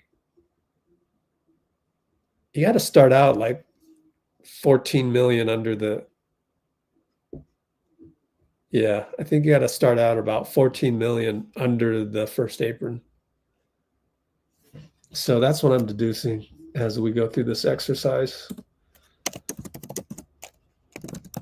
Feels like the team receiving JK would need to kind of start out around 14 million under the first apron. Because if you're not, you absorb JK, boom, that's going to take you right over. So let's take a look at Cam Johnson. Yay, all the Cam Johnson fans.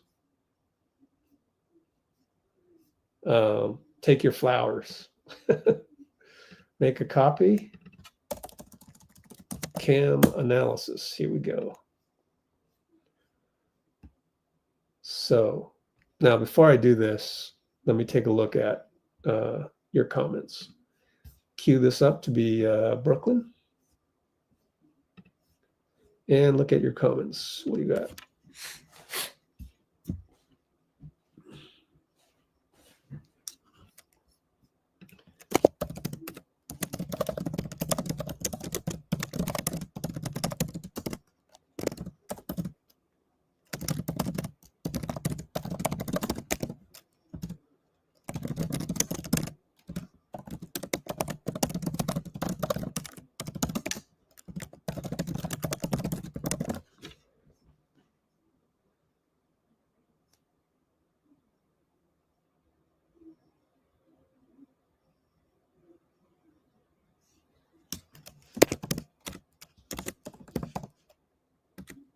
Lakers would love JK, but do you think LeBron would like JK? Why not?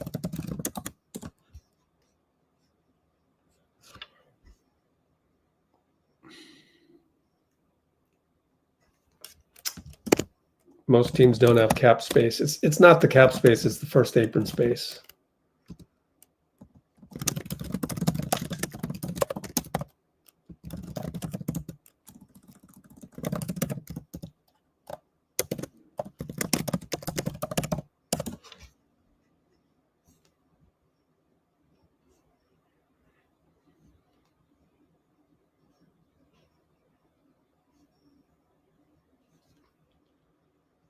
Cam is kind of brittle. Where was this with the guy that was criticizing targeting Lauri? Looks like Cam plays less than Lauri, right? Or something like that. I don't know.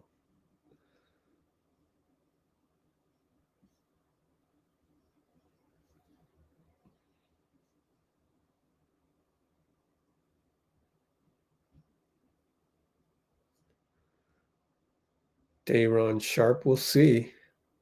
Look at that in a minute. Okay. Oh, LeBron would rather have a center. Yeah, you're probably right about that.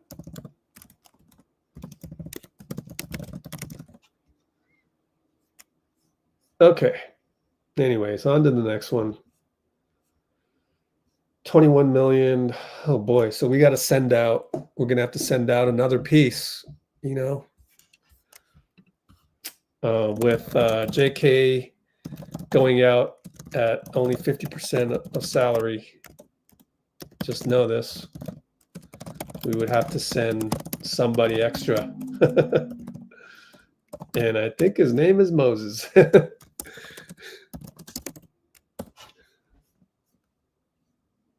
So here we go.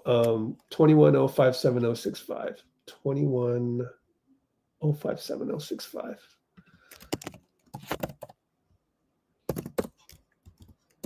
Cam. Okay.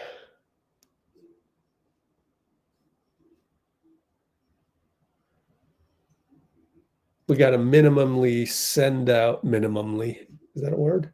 Minimally send out 16.8 million if we sign JK at 20. Let's put it at 30. I think that's fair. Put it at 30. Got to send out somebody else. Who would they want? I guess it's not Moses because that would be too much. We only need to get to 16 million 8 because that's multiply this by 125 and get to that. So let's see, equals this times 125%. Yeah. Okay. Now we change this to Brooklyn. They're way under the cap, so they can do this. Their number is a paltry 80 million. Oh gosh, that's so small. 83,97584. We don't even really need to do this. 584. Way under the first apron.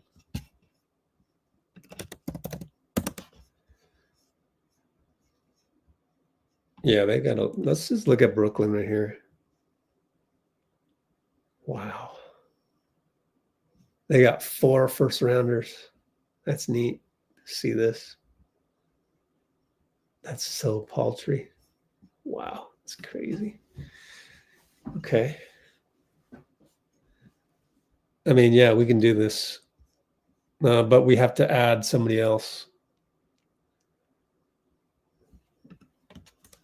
Okay, let's move this down.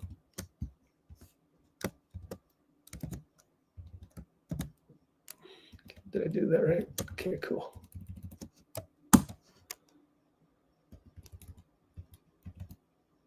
No, this isn't right. Brooklyn with JK E8 plus F6. Yeah, that is F4 plus F4.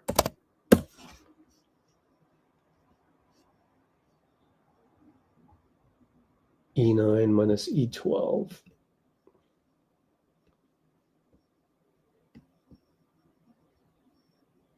Wow.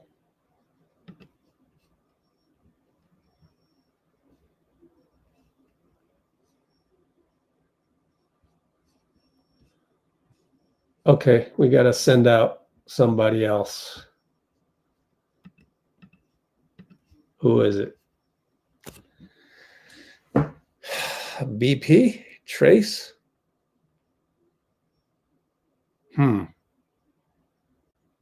I think they hold us to the fires and say, would you do that? Would you do BP?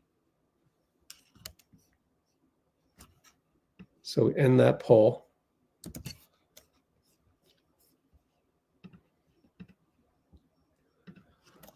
Or you could just pay JK 33 million. 33.6 million.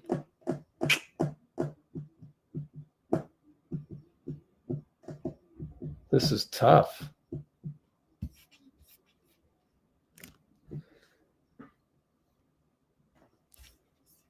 $33.6 million. So we can just double this times 2. $33.7 million contract. Would Brooklyn do that? Have JK as their highest paid player by far, actually? I think they're gonna need draft picks. I think I would ask for 2 of them. See what you get. All of that just to get 1 draft pick. So basically, if you're Brooklyn, you're going to get rid of Cam Johnson. Like Cam Johnson and JK, pretty equivalent, different. They're both wings. They're same size. One guy plays better in a team. The other guy plays better with the ball. All things being equal, why does Brooklyn do this? Because number one, they probably, if they were going to add JK to this roster, they would want to just add him to the roster. So just send the offer sheet of, 35 million or something like that.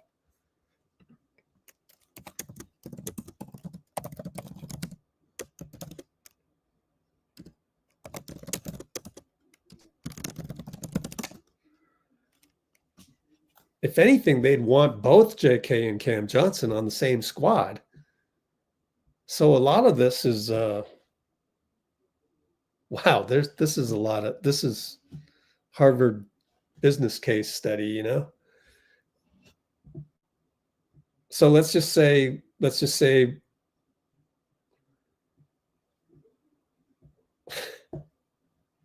I don't know, man. You'd have to offer JK I think you'd have to offer JK more than what he would have gotten from Brooklyn. Brooklyn's looking at this. I mean, come on, they've done the spreadsheet, right? They're looking at this going, okay.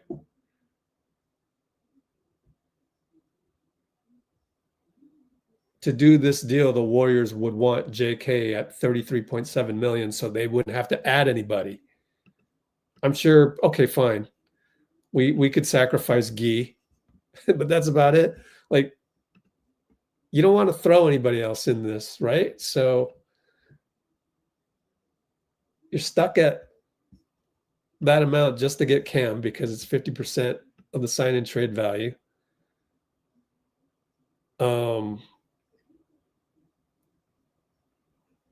What's the number that prevents us from doing this? Let's see. We're second apron, so we can't do it. This is why we do what we do. So I'm not a salary cap expert, but worst case scenario, we can't even trade him at this point because we need to be under the second apron. No, but we don't need to be under the second apron because we're trading a player for one player. Ooh, this is complicated. I love it though. So good news for the Warriors, we can't even add another player to this. So at what point would Brooklyn... Man, at that point, wouldn't you, if you were Sean Marks and you had all this cap space, wouldn't you just make an offer that blows us in the water? Like, just go, look, hey, JK, send him the PowerPoint. Oh, you're going to be our featured guy, this and that. You got Cam Johnson to pass you the ball. Here's an offer sheet of... and make it... puts us in the second apron.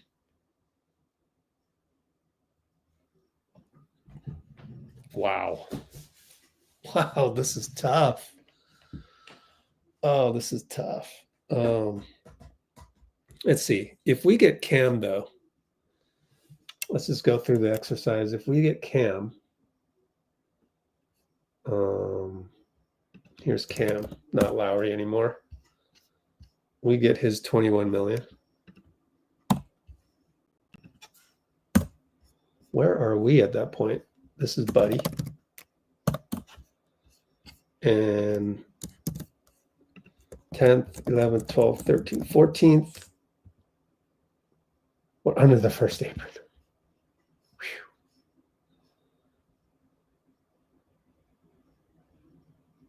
I'd almost say go after Cam just to freaking get under the second apron.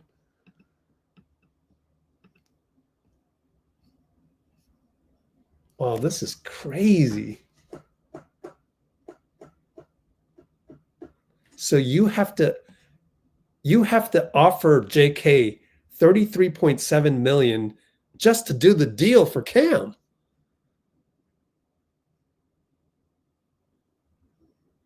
Wow. Well, I actually hope I'm wrong. If there's a salary cap expert and you see some fault in my math here, please tell me, because this will put us in the second apron, number one. And I just don't think that's tenable because you can't make trades. You can't even trade JK. Like, in other words, why wouldn't Brooklyn just come in and go, nah, hey JK, we hear they're coming up with sign and trade scenarios for you. 37 million, boom, match Franz Wagner. Boom. Come on, man. You got to take that. And you get to play with Cam Johnson. Sign on the dotted line right now. Meanwhile, Lakers like, oh, wait, JK, wait, don't sign yet. Okay. We're going to offer you the same 37 million to keep you to trade later to be in the second apron, at which point we need to trade you straight up for somebody.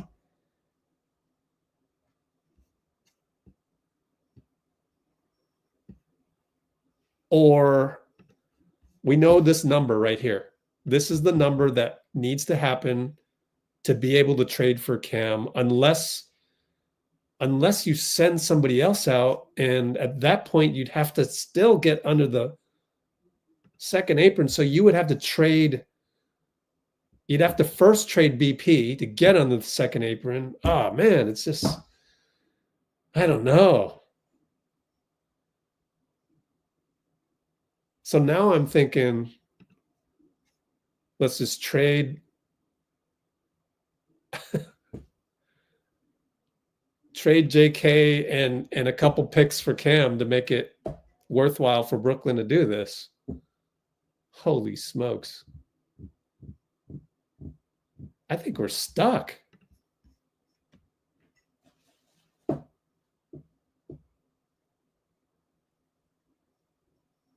Wow.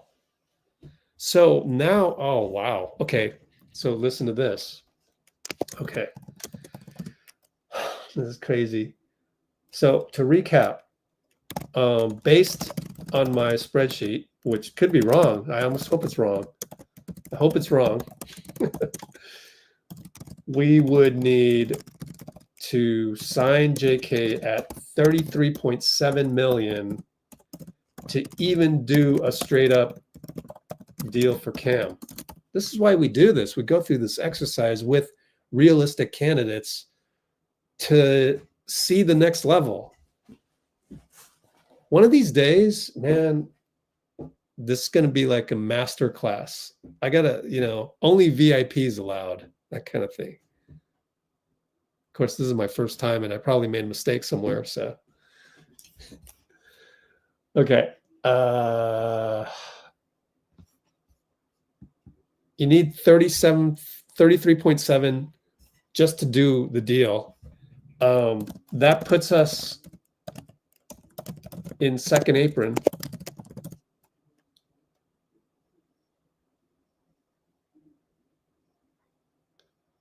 Maybe just keep JK and we'll look at that.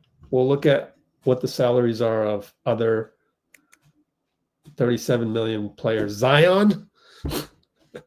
I think Zion's around that much. Trade him at the trade deadline. Wow.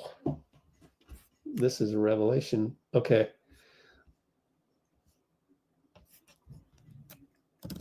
So why wouldn't Brooklyn just offer more than that? It just gets complicated. I'll look at your comments in a minute. But now I want to look at other salaries in case we keep JK. So in case we keep JK, because this is complicated shit,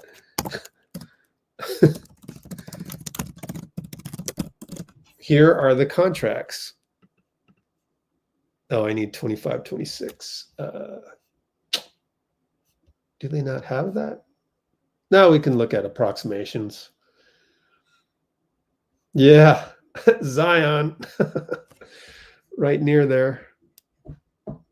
There's Ben Simmons.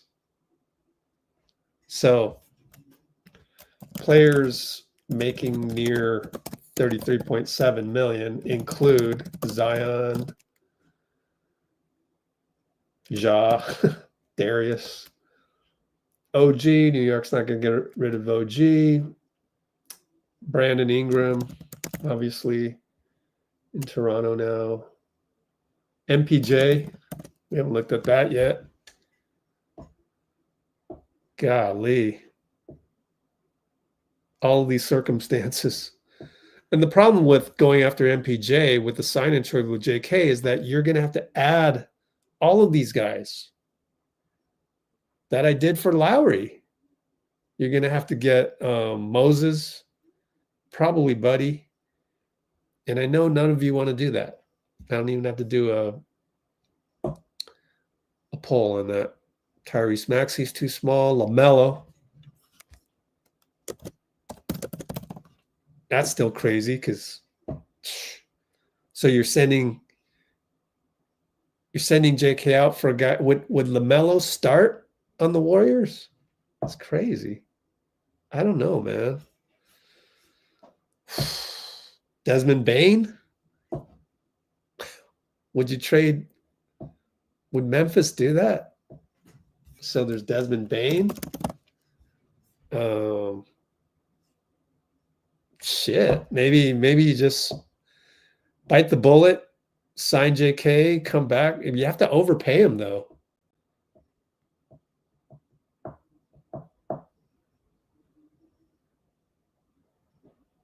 Wow.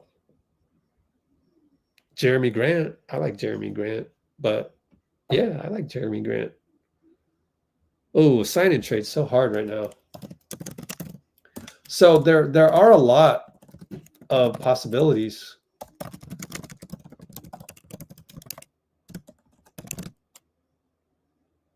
For keeping JK and trading him in February.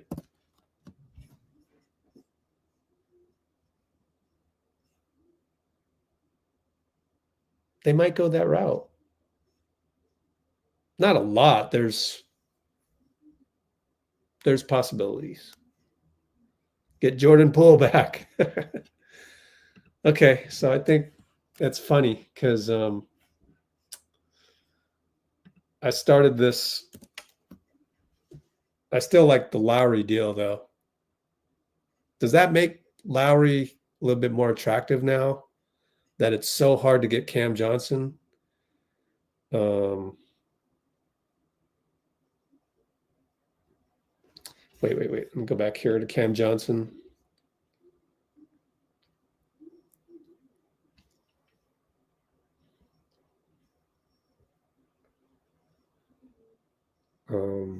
Yeah, we'd be second apron temporarily. Can't aggregate.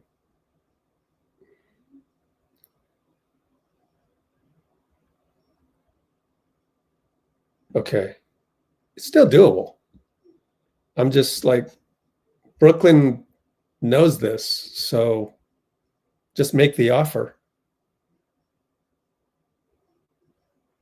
They'd want at least 2 draft picks. So that's my conclusion on Cam Johnson. So my conclusion on the Cam deal is that Brooklyn would want 2 first rounders unprotected. Would you do that? Because then why would they do the deal when they can just offer JK and add JK if they make this number humongous and send a PowerPoint to Jonathan that goes, oh, you're going to be the face of the franchise and you're going to go back to New York where you landed when you were 13 years old here in the US. So they're going to want to, they're going to hold that against us and go, okay, no, we won't do that. And we won't entice JK into just signing this offer sheet. Well, then you got to play ball with this and you got to send us 2 first rounders. So would you do that? Let me see.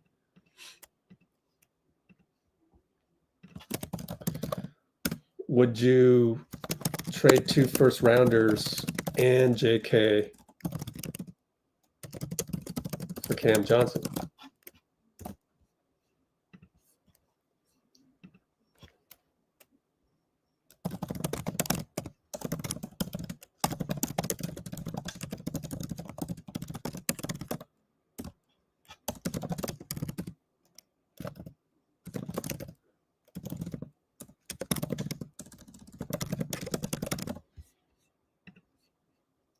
It's a great way to get a couple first round picks out of us. And I don't know if I would do it. But then you might not have a choice. I think Brooklyn holds a lot of leverage. Well, that's what happens when you hopefully you saw my Lauri analysis. So the drawback with the Lauri thing also depends on a mercurial Jazz franchise. Jazz owner, really. He's not even mercurial. We don't even know what he's up to. They don't know what the plan is.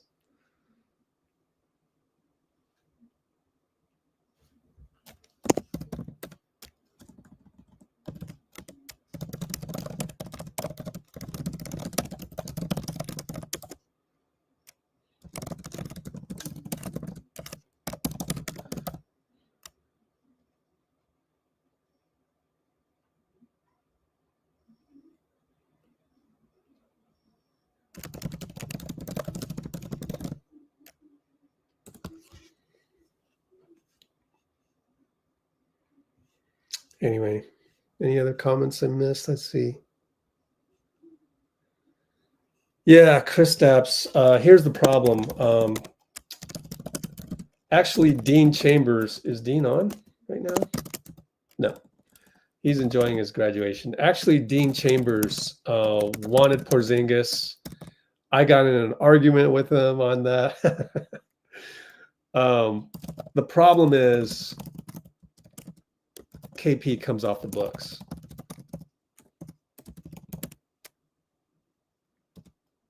Next summer. What are we, what are we doing? I guess you could bird rights him, and can you? I don't even know.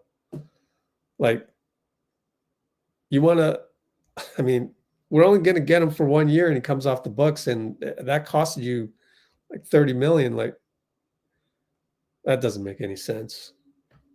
So that's the problem with KP. Unless there's a explanation out there that I overlooked something. Maybe I overlooked everything. I actually hope I'm wrong, this being kind of a somber, what's the word? I'm not good at grammar.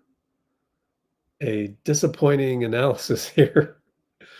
That 50% of JK salary going out, oh man, that's killing us.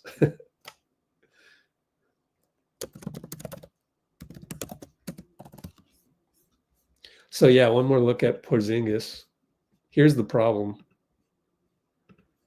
He comes off the Bucks right here, and so you're gonna have him next year for 31 million, which is an overpay. Then what? He's a free agent.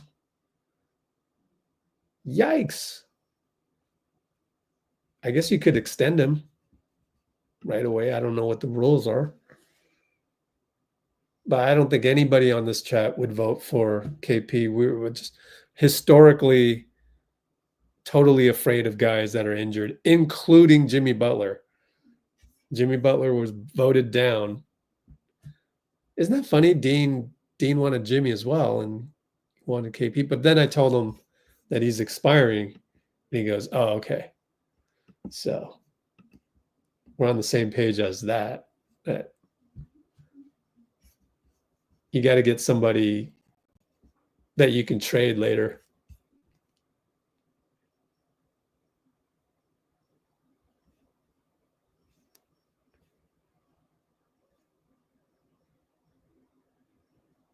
Sounds like Mo or Buddy might be a salary cap casualty. Not necessarily. Not if the end goal is to trade JK by February, which seems like there's more options. And there's more options because you don't have to utilize only 50% of the salary going out.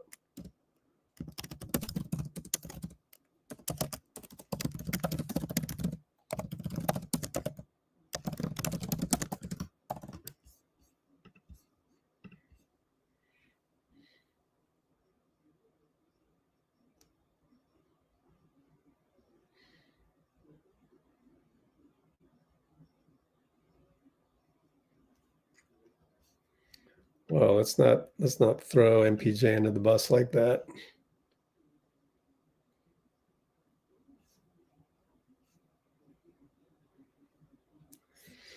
Okay, Karis LeVert. Cleveland, right?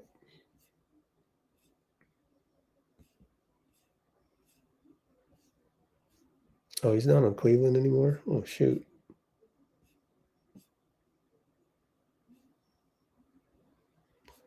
Oh, why did I think he was on Cleveland then?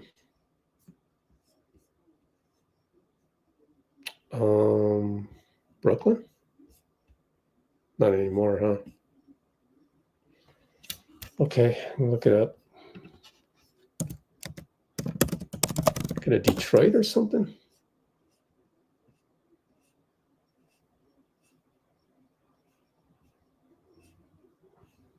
Cavs traded Karis LeVert.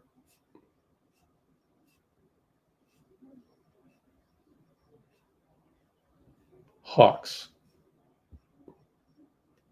Oh, he's on the Hawks?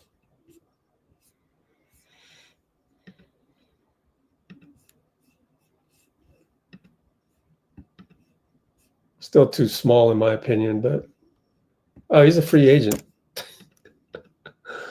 Oh man, you sent me on a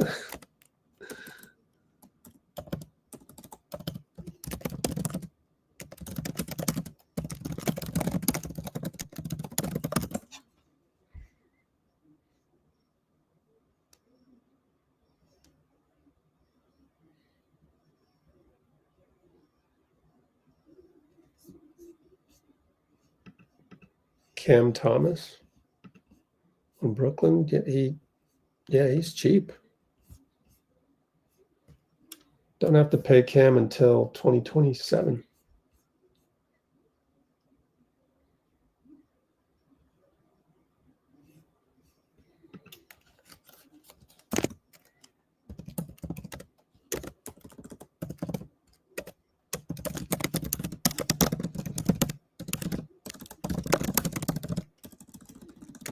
So they want draft picks.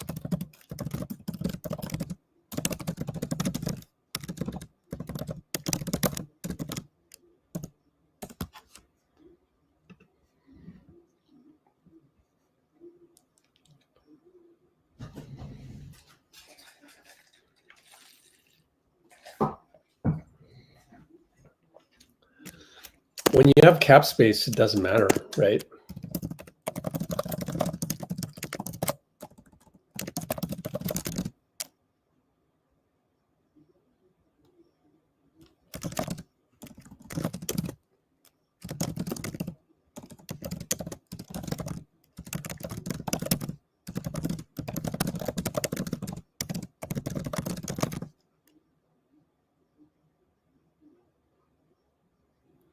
Of course, I think they probably need to keep JK if they sign him to an offer sheet. Let's look it up. What are the restrictions for trading? What are the NBA restrictions for trading a player whom you acquired in restricted free agency?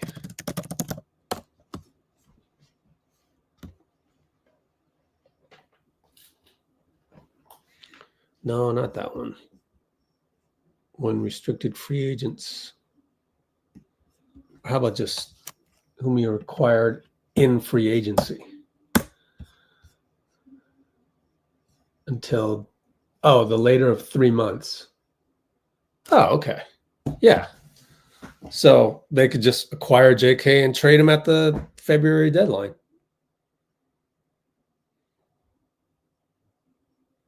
Three months.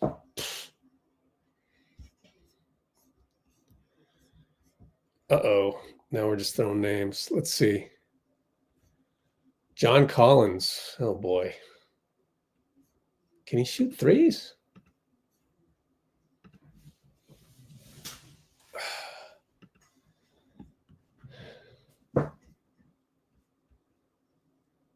$26 million.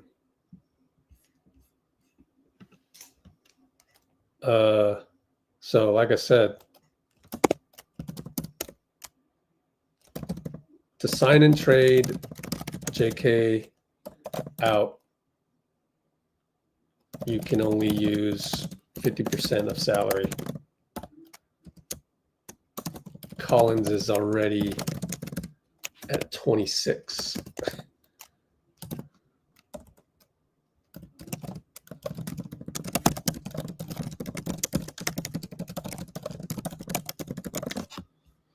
So John Collins is mathematically not kosher either.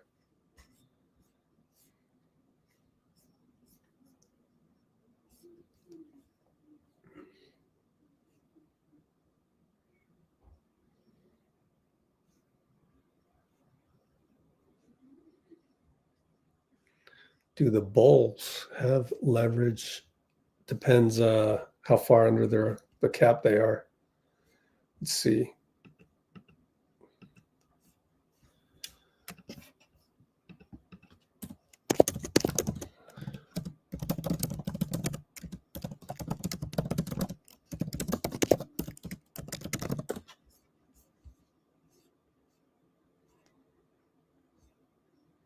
Total salaries 140. First apron space 54.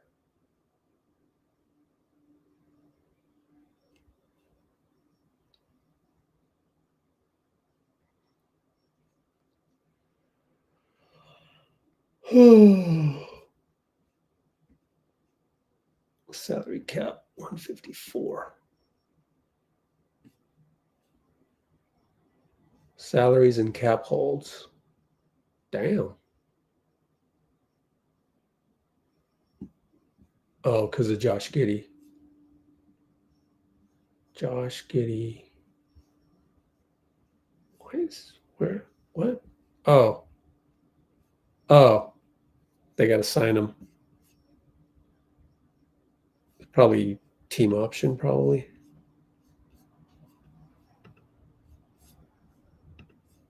Let's see. Yeah, team option 11 million.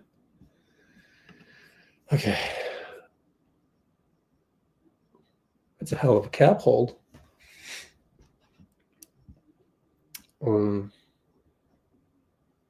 I don't really understand this part, but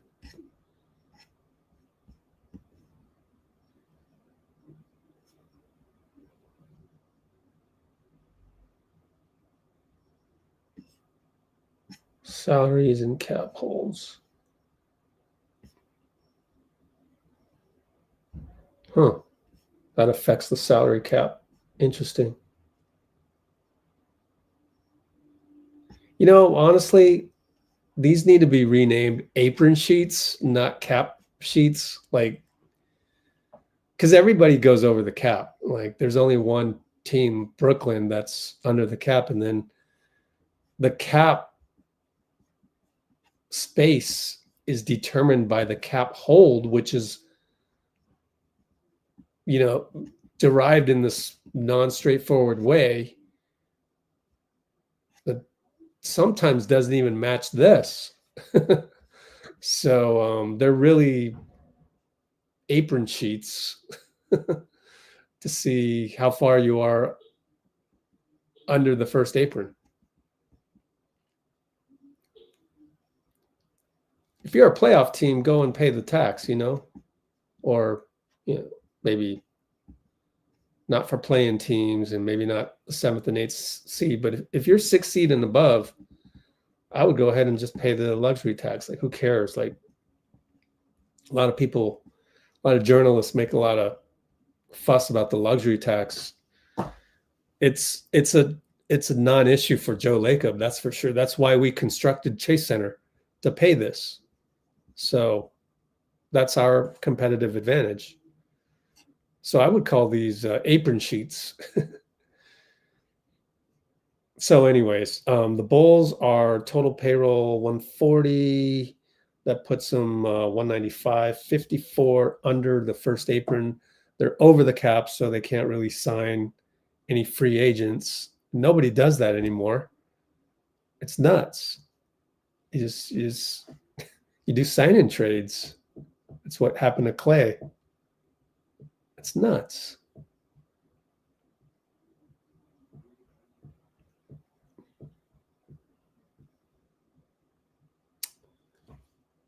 happened with Clay? What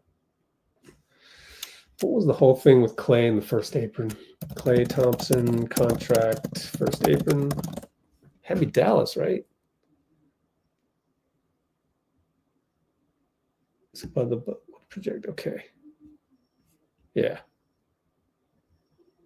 We use the non-tax mid-level on Melton. That's why we were capped at the first apron.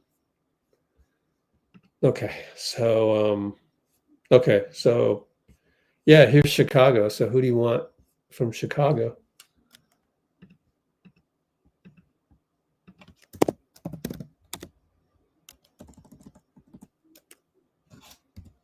So who do you want from Chicago for JK sign and trade?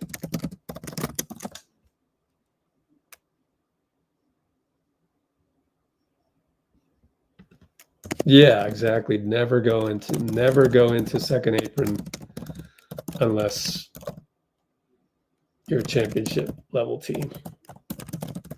You can't even make trades. I mean, you just can't aggregate salaries. That's why Phoenix is in trouble.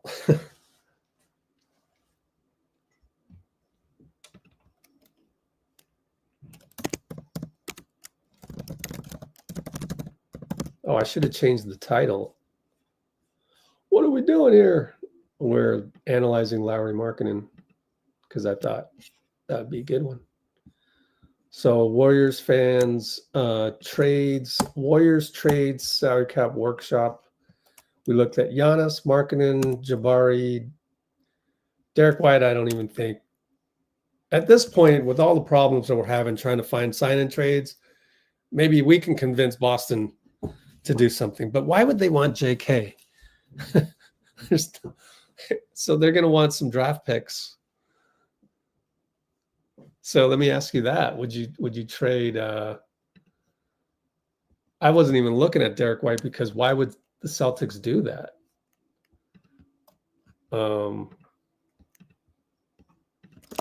Would you trade? Gosh.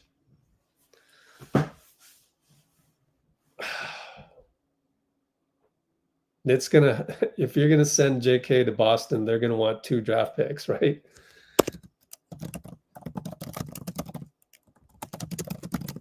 For Derek White. I don't think any of you would, but it's gotta be more than one.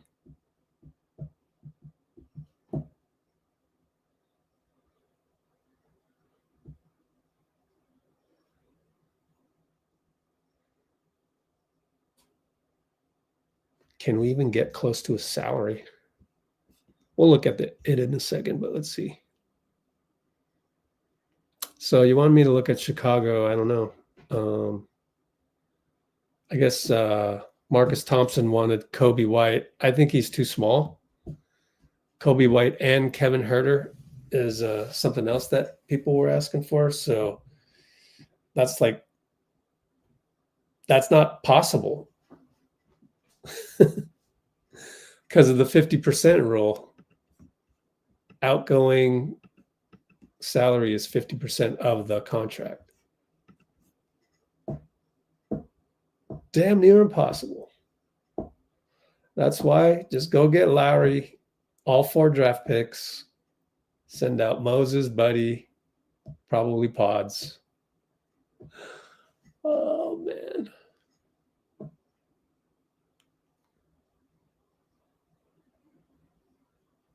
Crazy. I like Ayo Dosunmu. Actually like that guy. Man, these sign-in trades for JK are so difficult. I don't even know if I want to look at, multi-player deals.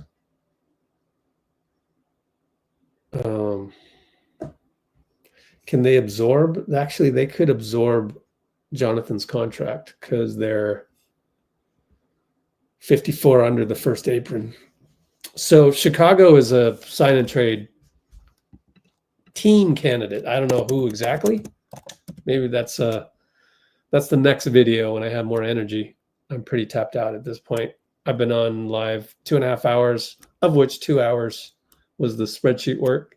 So Chicago looks like a potential sign and trade JK destination.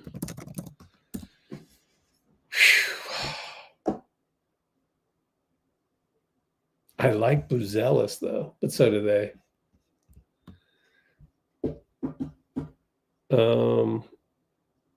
You know what? Jalen Smith is not that bad either.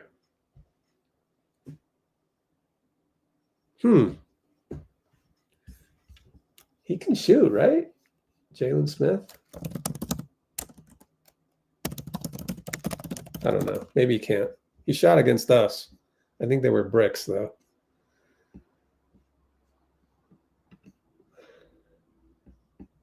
.610. Okay. Yeah, wasn't he team? Yeah, Indiana. Yeah. How did he end up on Chicago? Huh. Anyways, what's his 3-point percentage? Ooh, not that good. Shooting 2 or 3 per game.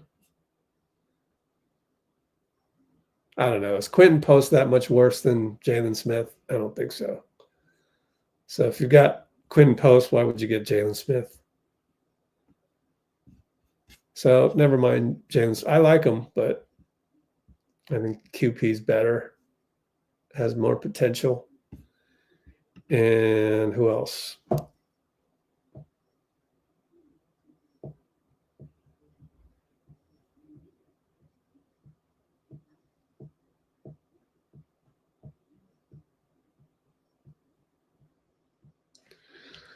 Could you do Huerter and Coby White at the same time?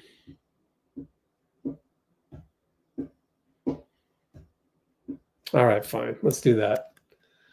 Coby and Huerter, because that has been asked a couple times.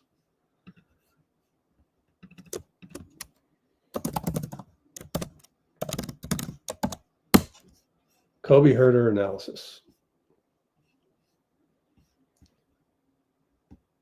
Okay, let's move all of these down. Oops.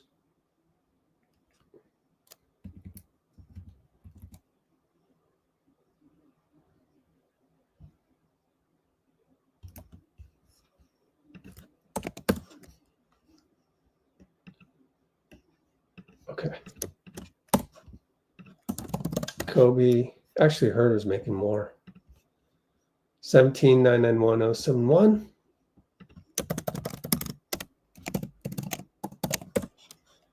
And Coby is making 12,888,889.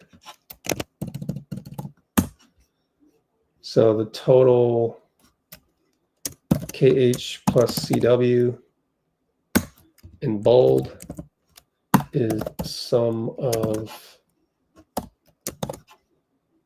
E1 and E2. And I need to move this down one more time. This should be E3 times 1.25. No, 29 million. Yeah. That's 30 million. So we got to send out at least 24 million, which we easily would. And let's put JK at 30 million. Oh, but we got to get up there. Oh, yeah, that's the problem. Now you got to add more people to this to meet here. So you got to add Moses. Let's go insert a row.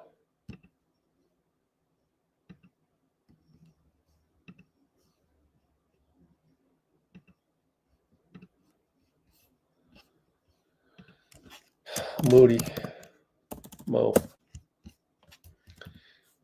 That is equals Mo. There we go. We're sending out 26 million. There we go. Okay.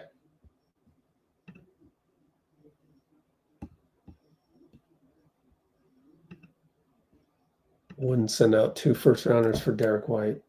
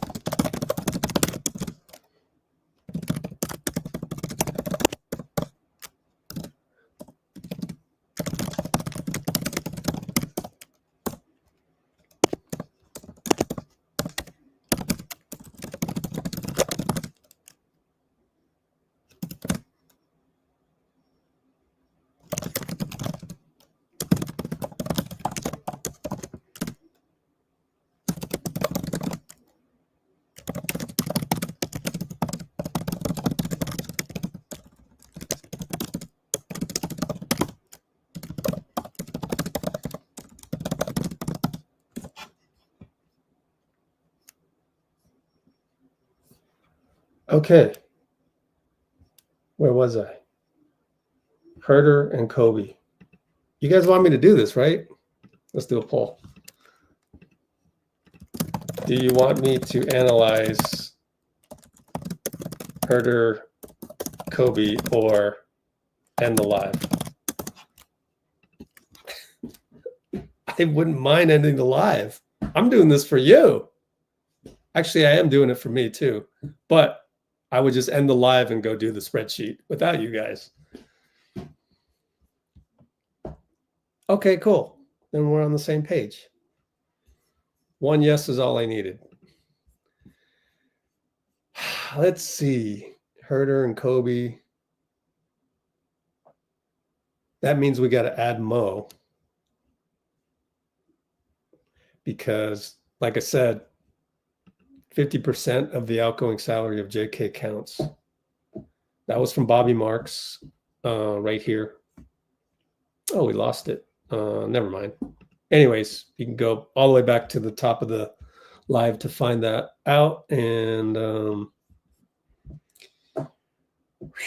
okay, should we change this to Chicago total?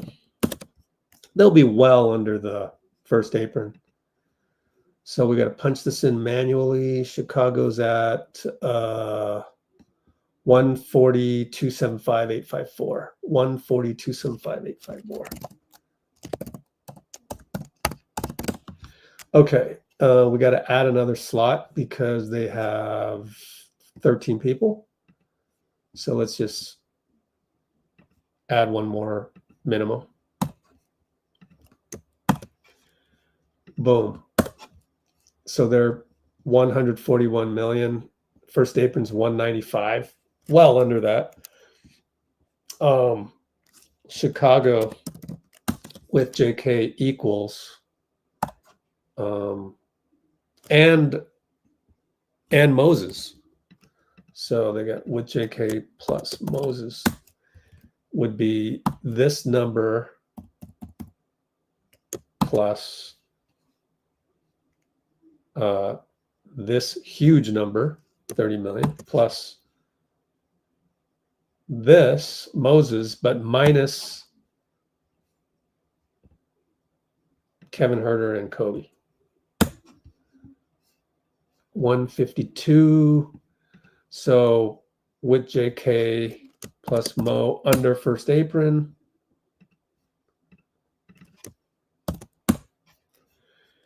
Is 43 million under the first apron. So they can absorb this. Okay, so wow, straight up. How tall is Coby? That's my main concern here. Coby White.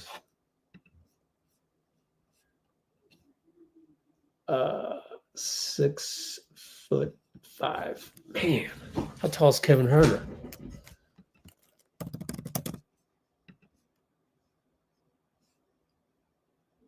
At least we get two solid players for one, and fitting the Steve Kerr system. 6'7". Very familiar with Kevin Huerter. All right, I don't know. Would you trade JK and Moses for Huerter and Coby? Let's say no draft picks involved. Yeah, I mean, Chicago would do this, right?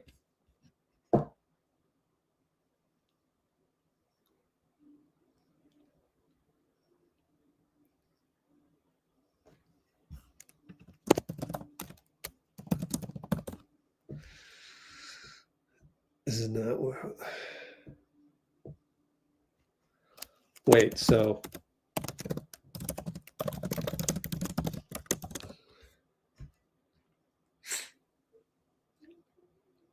one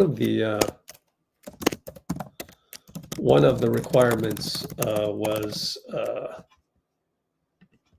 shooting. So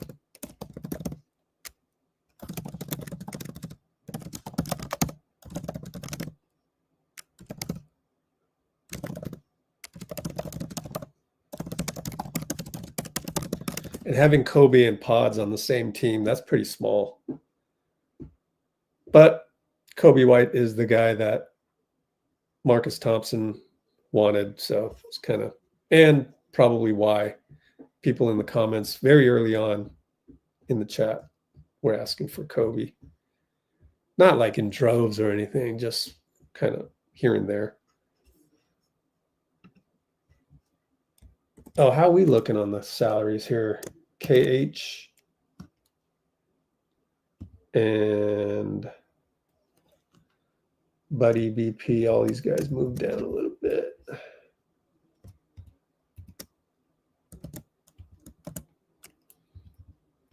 Oh, I don't have QP. Oh, shoot. Undo.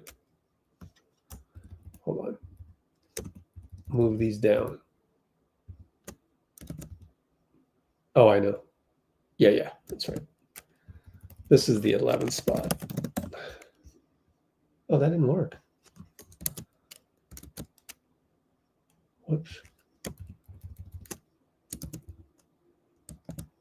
Oh, why doesn't that work?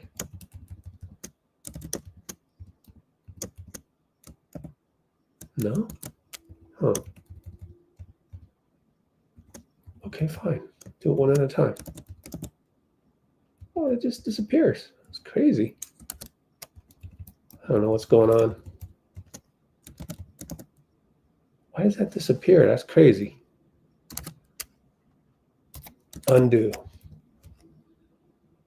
QP goes here. Why does it do that? What the heck? B10. Why is it B10? Oh, I see. Okay. Oh, it's by formula. My fault. Undo. Redo that. Need to move all these down. Insert. Shift down. And need to destroy one of these spots. Delete. Delete cells. Shift up. Okay. This is a sum of I1 through I14. Good. That worked. Now I can just kind of copy and go Coby. And his number is this. And we will be under the first apron. Finally. We got under the first apron, guys. I mean, it works. It's just, we're awfully small. Wait a minute. I don't have pods. What happened to pods? Never mind. I messed it up because, yeah, that may have been, yeah, this is all BP. Wait, BP. BP. Oh, PB. Yeah. BP is pods. That's a small team, though. So the good news about Coby and Huerter is that functionally it works. It's just the basketball side is kind of tough to envision with Coby. There's somebody else, maybe Patrick Williams. Would you rather have Patrick Williams?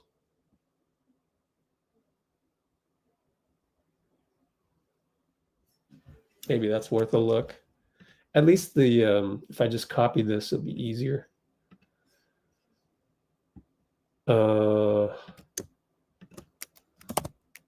Pat Huerter analysis. Okay. Looking at Patrick Williams and Huerter.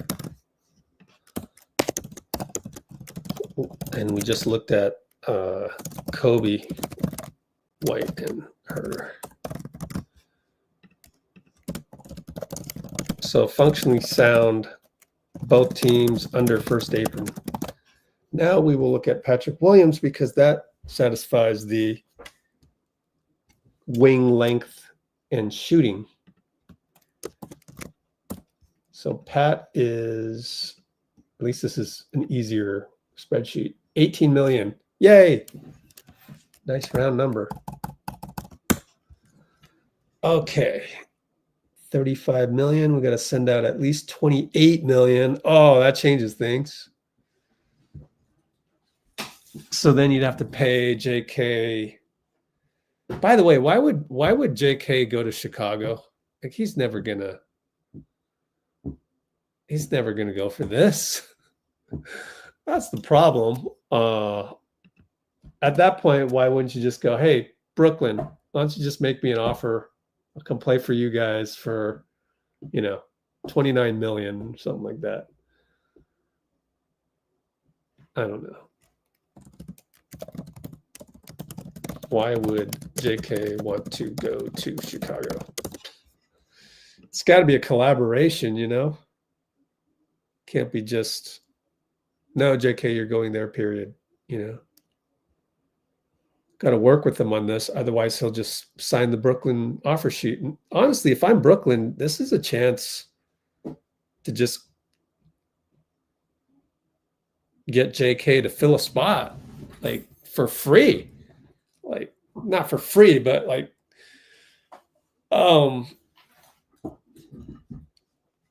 for free in terms of the roster slot. Here's a free roster slot. Now you're gonna have to pay him, but you can do whatever you here's a 30-something million roster slot.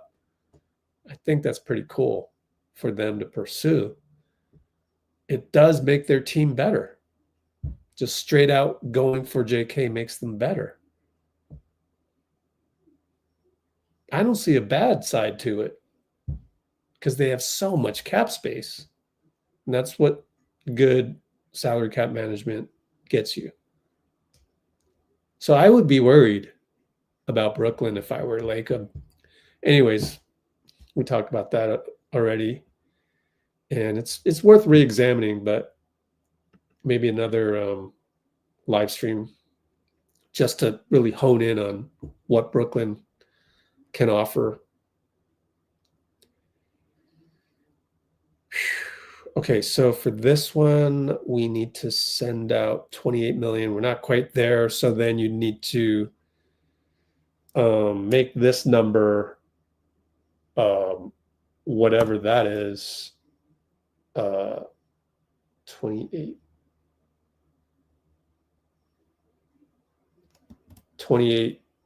minus Moses times 2.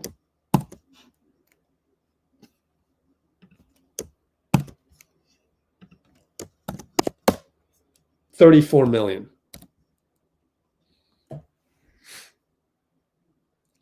Got to sign him for $34 million. Send him out with Moses.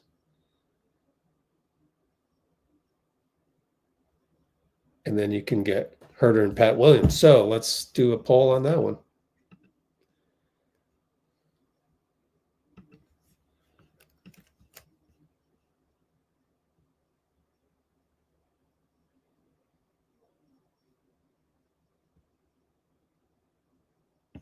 Huh?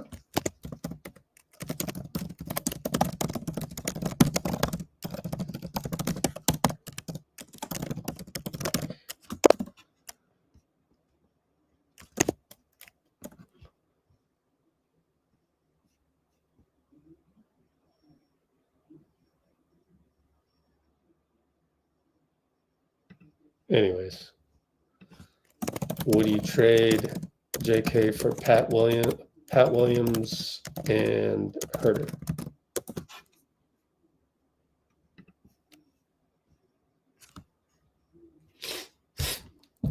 Probably no.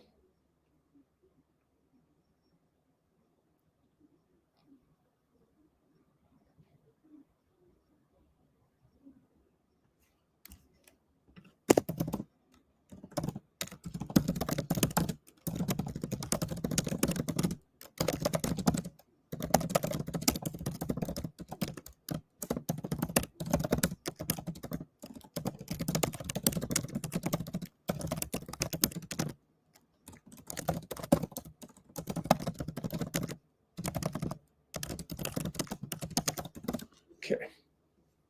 Appreciate it. MVB MVP Curry. Wow, somebody voted yes for the Patrick Williams one. Okay, after doing 6 spreadsheets, officially we did 6. I'm still wanting to empty the cupboard for, I want to just get to the next poll. So I'll end that poll. I was just curious to see anybody would vote. So would you, now that you've seen how hard it is to do JK sign and trade, or keep him and be second apron, would you empty the cupboard for Lauri?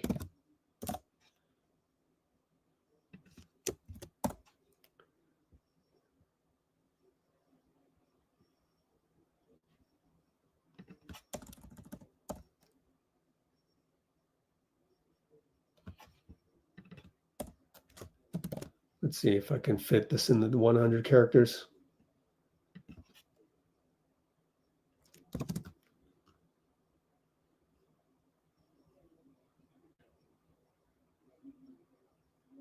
Would you empty the cupboard for Lauri? Yes or no? Just keep it simple. Don't overthink the poll.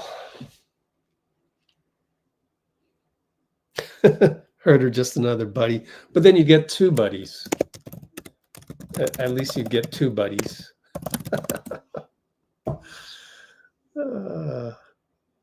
Pat, a worse JK. I don't think on defense. I actually think Pat might be better than JK on defense. I don't know. Obviously, none of them jumped off the page when we played the Bulls. So, all right. Well, I think the bottom line here is, without, you don't have to advocate any trade necessarily. But just like Keith Smith, he emailed me back and said, yeah, it's going to be complicated with a sign and trade for JK. He's absolutely right. We went through all of these scenarios, and every single one of them is tough to get any sign and trade. You see, like, do you understand that when we're talking about Patrick Williams, I should say Patrick, because Pat Williams reminds me of the old Orlando owner. Patrick Williams and Kevin Huerter is functionally way easier to do than Austin Reeves, which is damn near impossible. It's Jabari Smith. Can't do it. Like, that's why you would resort to this, because you want to get something for JK. And we're at the point where we did the math on Jabari. It doesn't look doable because Houston's way over the first apron. They have to be capped at the first apron to receive JK in a sign and trade. But they've got Fred VanVleet, $44 million team option or player option. And do they renegotiate that? Or does he decline that and sign a longer deal and create more space for that? Like, there's a lot of dominoes that need to fall. So now we're hoping, and then KD to Houston, is that doable? So now we're just hoping that Jabari comes out of the wash there for us somehow. And I just, it's so complicated that it makes me think that it might not be doable. And then also, why not just leave this in the hands of the fate of the NBA, how it goes? Giannis is the first domino. Everything else flows after that. KD's probably one of the early dominoes. It's really hard to predict. It's really even hard to dream of something when there's so many mathematical complications, as you can see here. So I think it's a good message to just kind of go, all right, this is very, very hard. And maybe let's just let Mike do his job and like see, look, even for me, like a guy that usually scoffs at the first trade scenario that's thrown out there by the, kid aggregators on Twitter. It's like, well, first of all, the whole Giannis thing, we talked about that way at the top, which is to get Giannis, you'd have to throw in Jimmy Butler in there. And I just don't see Giannis going, all right, see you, Milwaukee, enjoy Jimmy. Like, he's just not that type of guy. And then also the owner definitely wants to get something for Giannis. And that something's not going to be Jimmy Butler in the equation at all. So I don't think Giannis is humanly possible, just practically speaking, just, looking at the human dynamics of it. So then you go to look at all the other ones, and it's just like every single path is just, it's tough. And then I would normally say, no, Coby White, he's too small. Let's not even look at that. But then now we look at it, it's functionally easier to do. So like now I have a better appreciation of if JK does get signed and traded for what seems to be lesser talent, I feel like that I will be more forgiving because I just went through this whole exercise of seeing how hard it is. Like the team that gets JK is going to be, it's got to be under the first apron. And that in and of itself is so hard to do. Maybe the next live we do is make a list of all the teams that are comfortably under the first apron such that they could receive JK in a sign and trade. And who would we get from it? That would be the next live. So, but actually the next live is tomorrow for the Golden State Valkyries. So I want to put that up there. Next live is tomorrow. Hey, it's still 10:55 p.m. Let's see. Tomorrow, Wednesday, 5/21, 7 o'clock, Washington at Golden State Valkyries. And I'll try to set up the new YouTube channel, Let's Go Valkyries, but no promises. I might not be able to do it in time. So we do have that. And one last look at the comments. Yeah, Lauri stats dip, but they're tanking. Tanking, rebuilding, whatever you want to call it. What else? Okay, cool.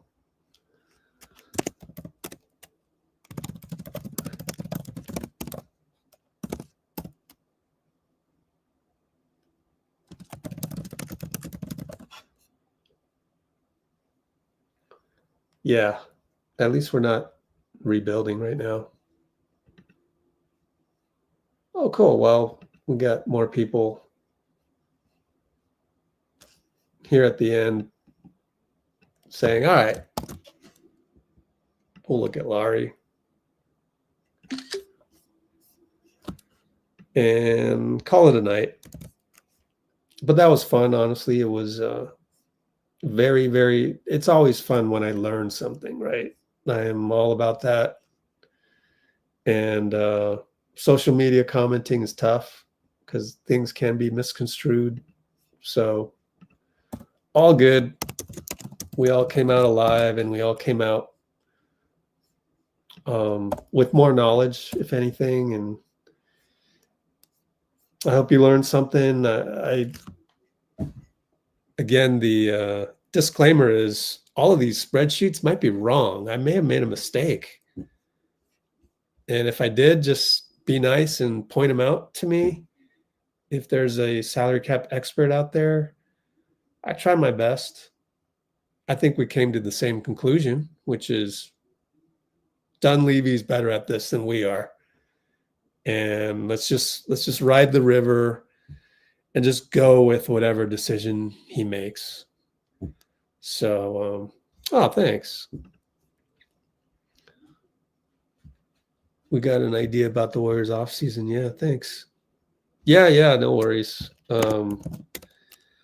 No worries. No need to apologize. No shame needed. No shame.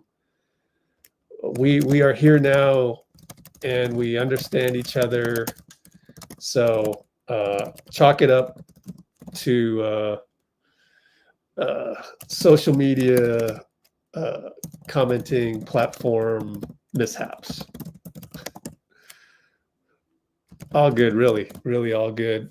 You just want to end on a note where we're here to learn, and we're all going to make mistakes along the way, and you can define mistakes many different ways. So no, I'm glad you hopped on, and I really do appreciate the clarification. No need to, it's not your fault. So honestly, no need to apologize, but I do really am appreciative of that thought, really. And we will see you next time, because Brill jumped on and said, hope you do more of this because it's actually enjoyable. Like, wow. Okay. And that's the other thing, like learning something from the night is also learning to have more grace when it comes to social media commenting, right? So there's that. Learned a little bit more about that. And I'm actually excited that we got through this, because now I know that going through all these spreadsheets, like, oh man, that was tough.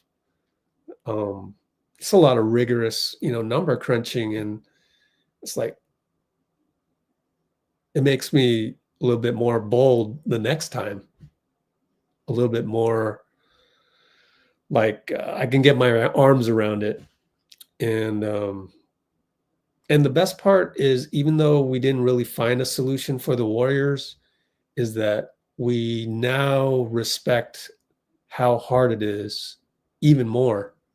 We literally took our own miniature dive into salary cap management, a little peek as to what Mike Dunleavy, Kirk Lacob, like they say, John Phelps, they mentioned his name on the podium, what they got to go through. And it's good to have an appreciation for somebody else, because now that broadens your horizons, and it makes you more respectful of just, whoever you're going to interact with tomorrow. Now that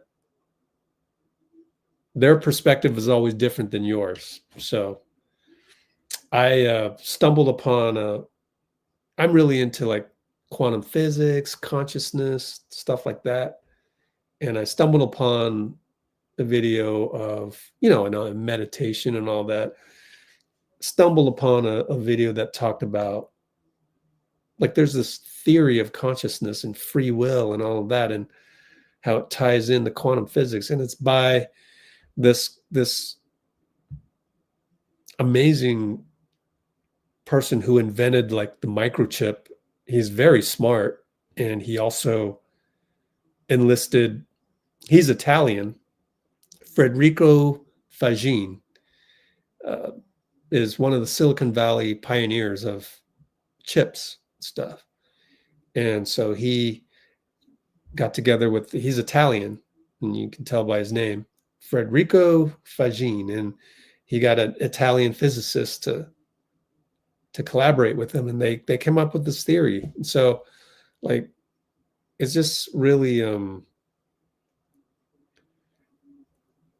do you say it? It's just really enlightening to see, you know, make the connection from appreciating what consciousness is all about and then applying that to everyday life, which includes Warriors analysis. So everybody just remember that whoever you interact with tomorrow, or some of you might be already today, if you're in the Far East, in the Philippines or India or wherever, just know that their realm of consciousness is different than your realm of consciousness. Their idea of free will and consciousness is encapsulated within themselves, and you cannot experience that. You can't have the same experience as them because they're experiencing that inside of themselves. So that just goes back to like social media commenting, who you interact with. Just try to remember that there's something bigger out there going on. But at least this little subject matter of the Warriors that we're discussing here tonight, it's something that we can come together on, and we can even Federico Fagin is talking about how consciousness, we utilize these symbols, which is math. He's referring to math and physics. We utilize these symbols to communicate with each other, to describe our experience of consciousness. And it was like, whoa, that's so cool. And so that's what we did tonight in a microcosm. We explored the Warriors in much greater detail, but using a language that we can all agree on, salary cap numbers and salary cap restrictions, something that we can all agree on. And we learned a lot more about the environment. So that's pretty neat, honestly. So apply that to like other facets of life. I always say, man, basketball is one of the best ways to, Dean Chambers knows this as well, to utilize as a model in your approach to other facets of life. So that is my cosmic, what does Star Talk say? Neil deGrasse Tyson says that's my cosmic queries. No, that's my whatever it is. Closing argument. Melton open to coming back. Yeah, we'll just have to see. We'll see. Hope so, but at the same time, a lot of bigger dominoes falling before Melton decides, or we decide on Melton. Right? So usually that's what happens during free agency, is that the bigger dominoes fall first. And after that is when we get to see if we can get some guys on veteran minimums. All right. That's it. See you tomorrow, maybe, for Valkyries. And let's run the cello file.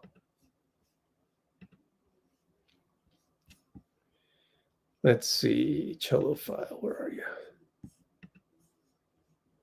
Yeah, here we go.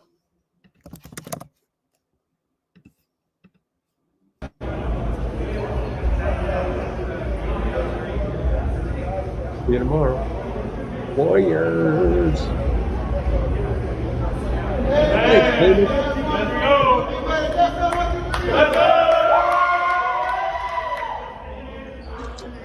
Today he came back. He came here today talking about how he got a new blicky. For the uninformed, what's a blicky? You don't know about no blicky, man. You had a blicky? You told me you had a blicky growing up. Yeah. He was a shooter. A strap. Yeah, that's a blicky.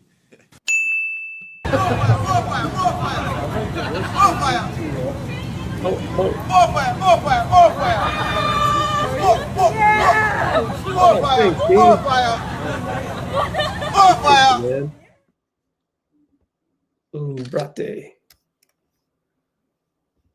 Oh no, don't say that. I know, huh? We'll see what happens. Thank you, everybody. We will see you tomorrow, hopefully.